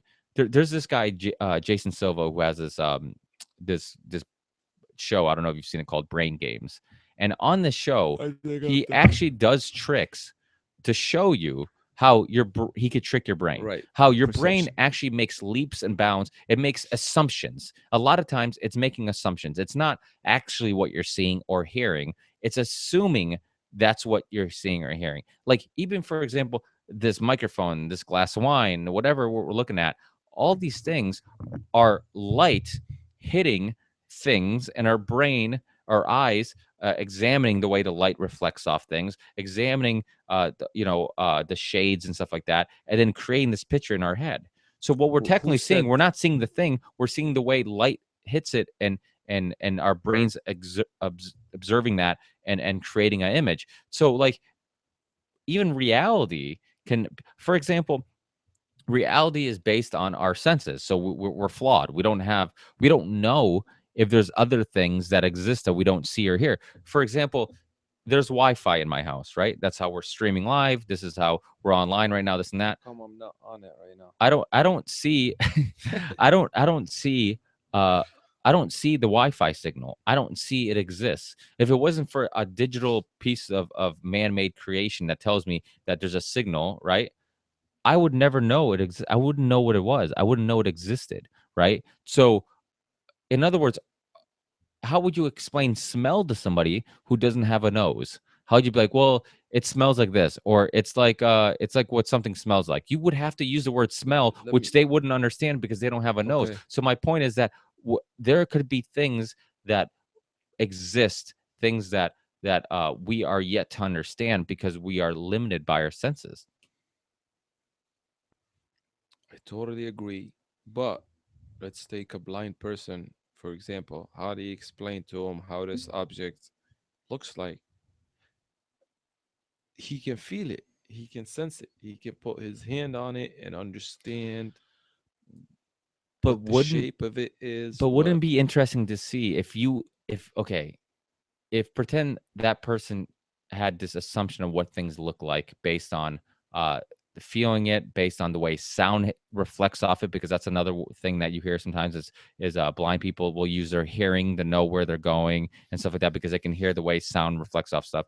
Now if you gave them um sight and you put them in a room and you don't let them see any of the objects that they had this assumption of what they look like, and you said, hey, draw these objects and I'll show them to you and I'll see if what you assume they look like is what they look like. Wouldn't it be interesting to see if that was the case, if their assumption based on the senses that they did have created the image that actually existed, right? Takes us back to the fact that let's put 4 kids on an island and then see how they turn up. I mean, What do you mean? would they learn how to speak English or Arabic or Chinese?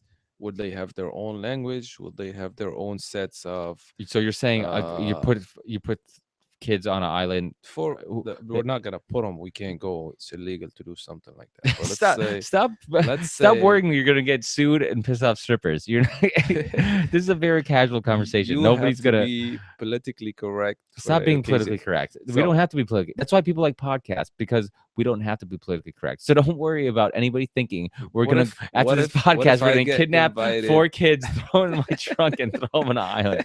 It's not. What gonna if I happen. get invited to a national podcast one of these days? I have to be ready. This is a practice run for me.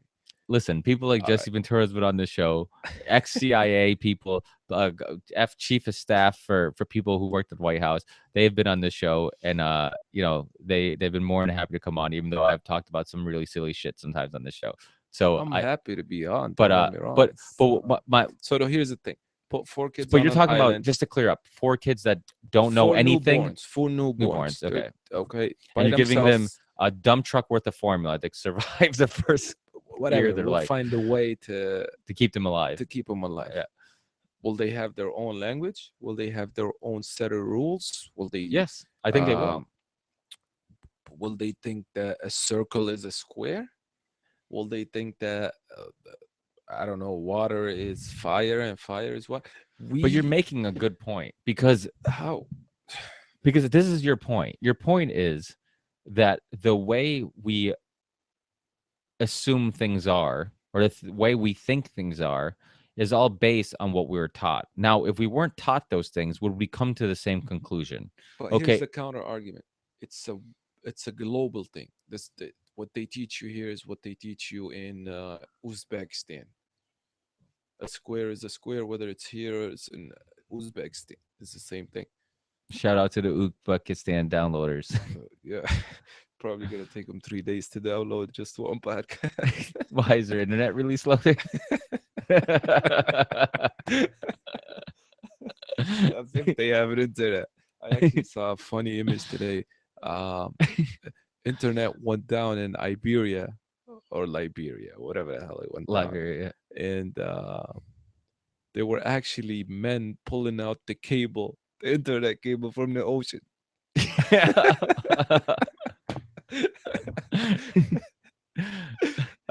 It's, they say, I think it's like by 2020 that like some ridiculous amount of the world's gonna have internet access, which is gonna change things, man. It's gonna change things. It's once people have that many people have internet access, it's gonna be amazing how I think the thinking of people is gonna change, the way they look at things. So much is gonna change. I think with internet, you can self-educate yourself. You can Speaking of internet, I gotta make a shout out to my buddy Eric watching us from Poland right now. Poland. Poland. So Is he shout- Polish? He is Polish, 100% Polish. We're gonna give him a shout out to Eric from Poland. Give him a Eric from shout Poland. out, Ricky. I actually I get more downloads in Poland than I do in my home country of Portugal. There you go, Eric. Thank you for being on the show. See, I brought you 3 new clients. I will now when I have. Make sure you subscribe to our webpage, the Ripple Effect Podcast. never stop being the marketer, and he will eventually try to give you a business card through the internet. That's true. But yeah, man. Well, hey, thanks for being on. I'm glad you were on. I know you're probably tired, been a long fucking day, but you know, I think these conversations are fun, and they're fun they're productive, and I think that the same thing that I get out of these conversations, I think the listeners get out of this conversation. Because what ends up happening when you have these conversations, you don't just bring up your opinions and ideas, but you also analyze each other's opinions and ideas.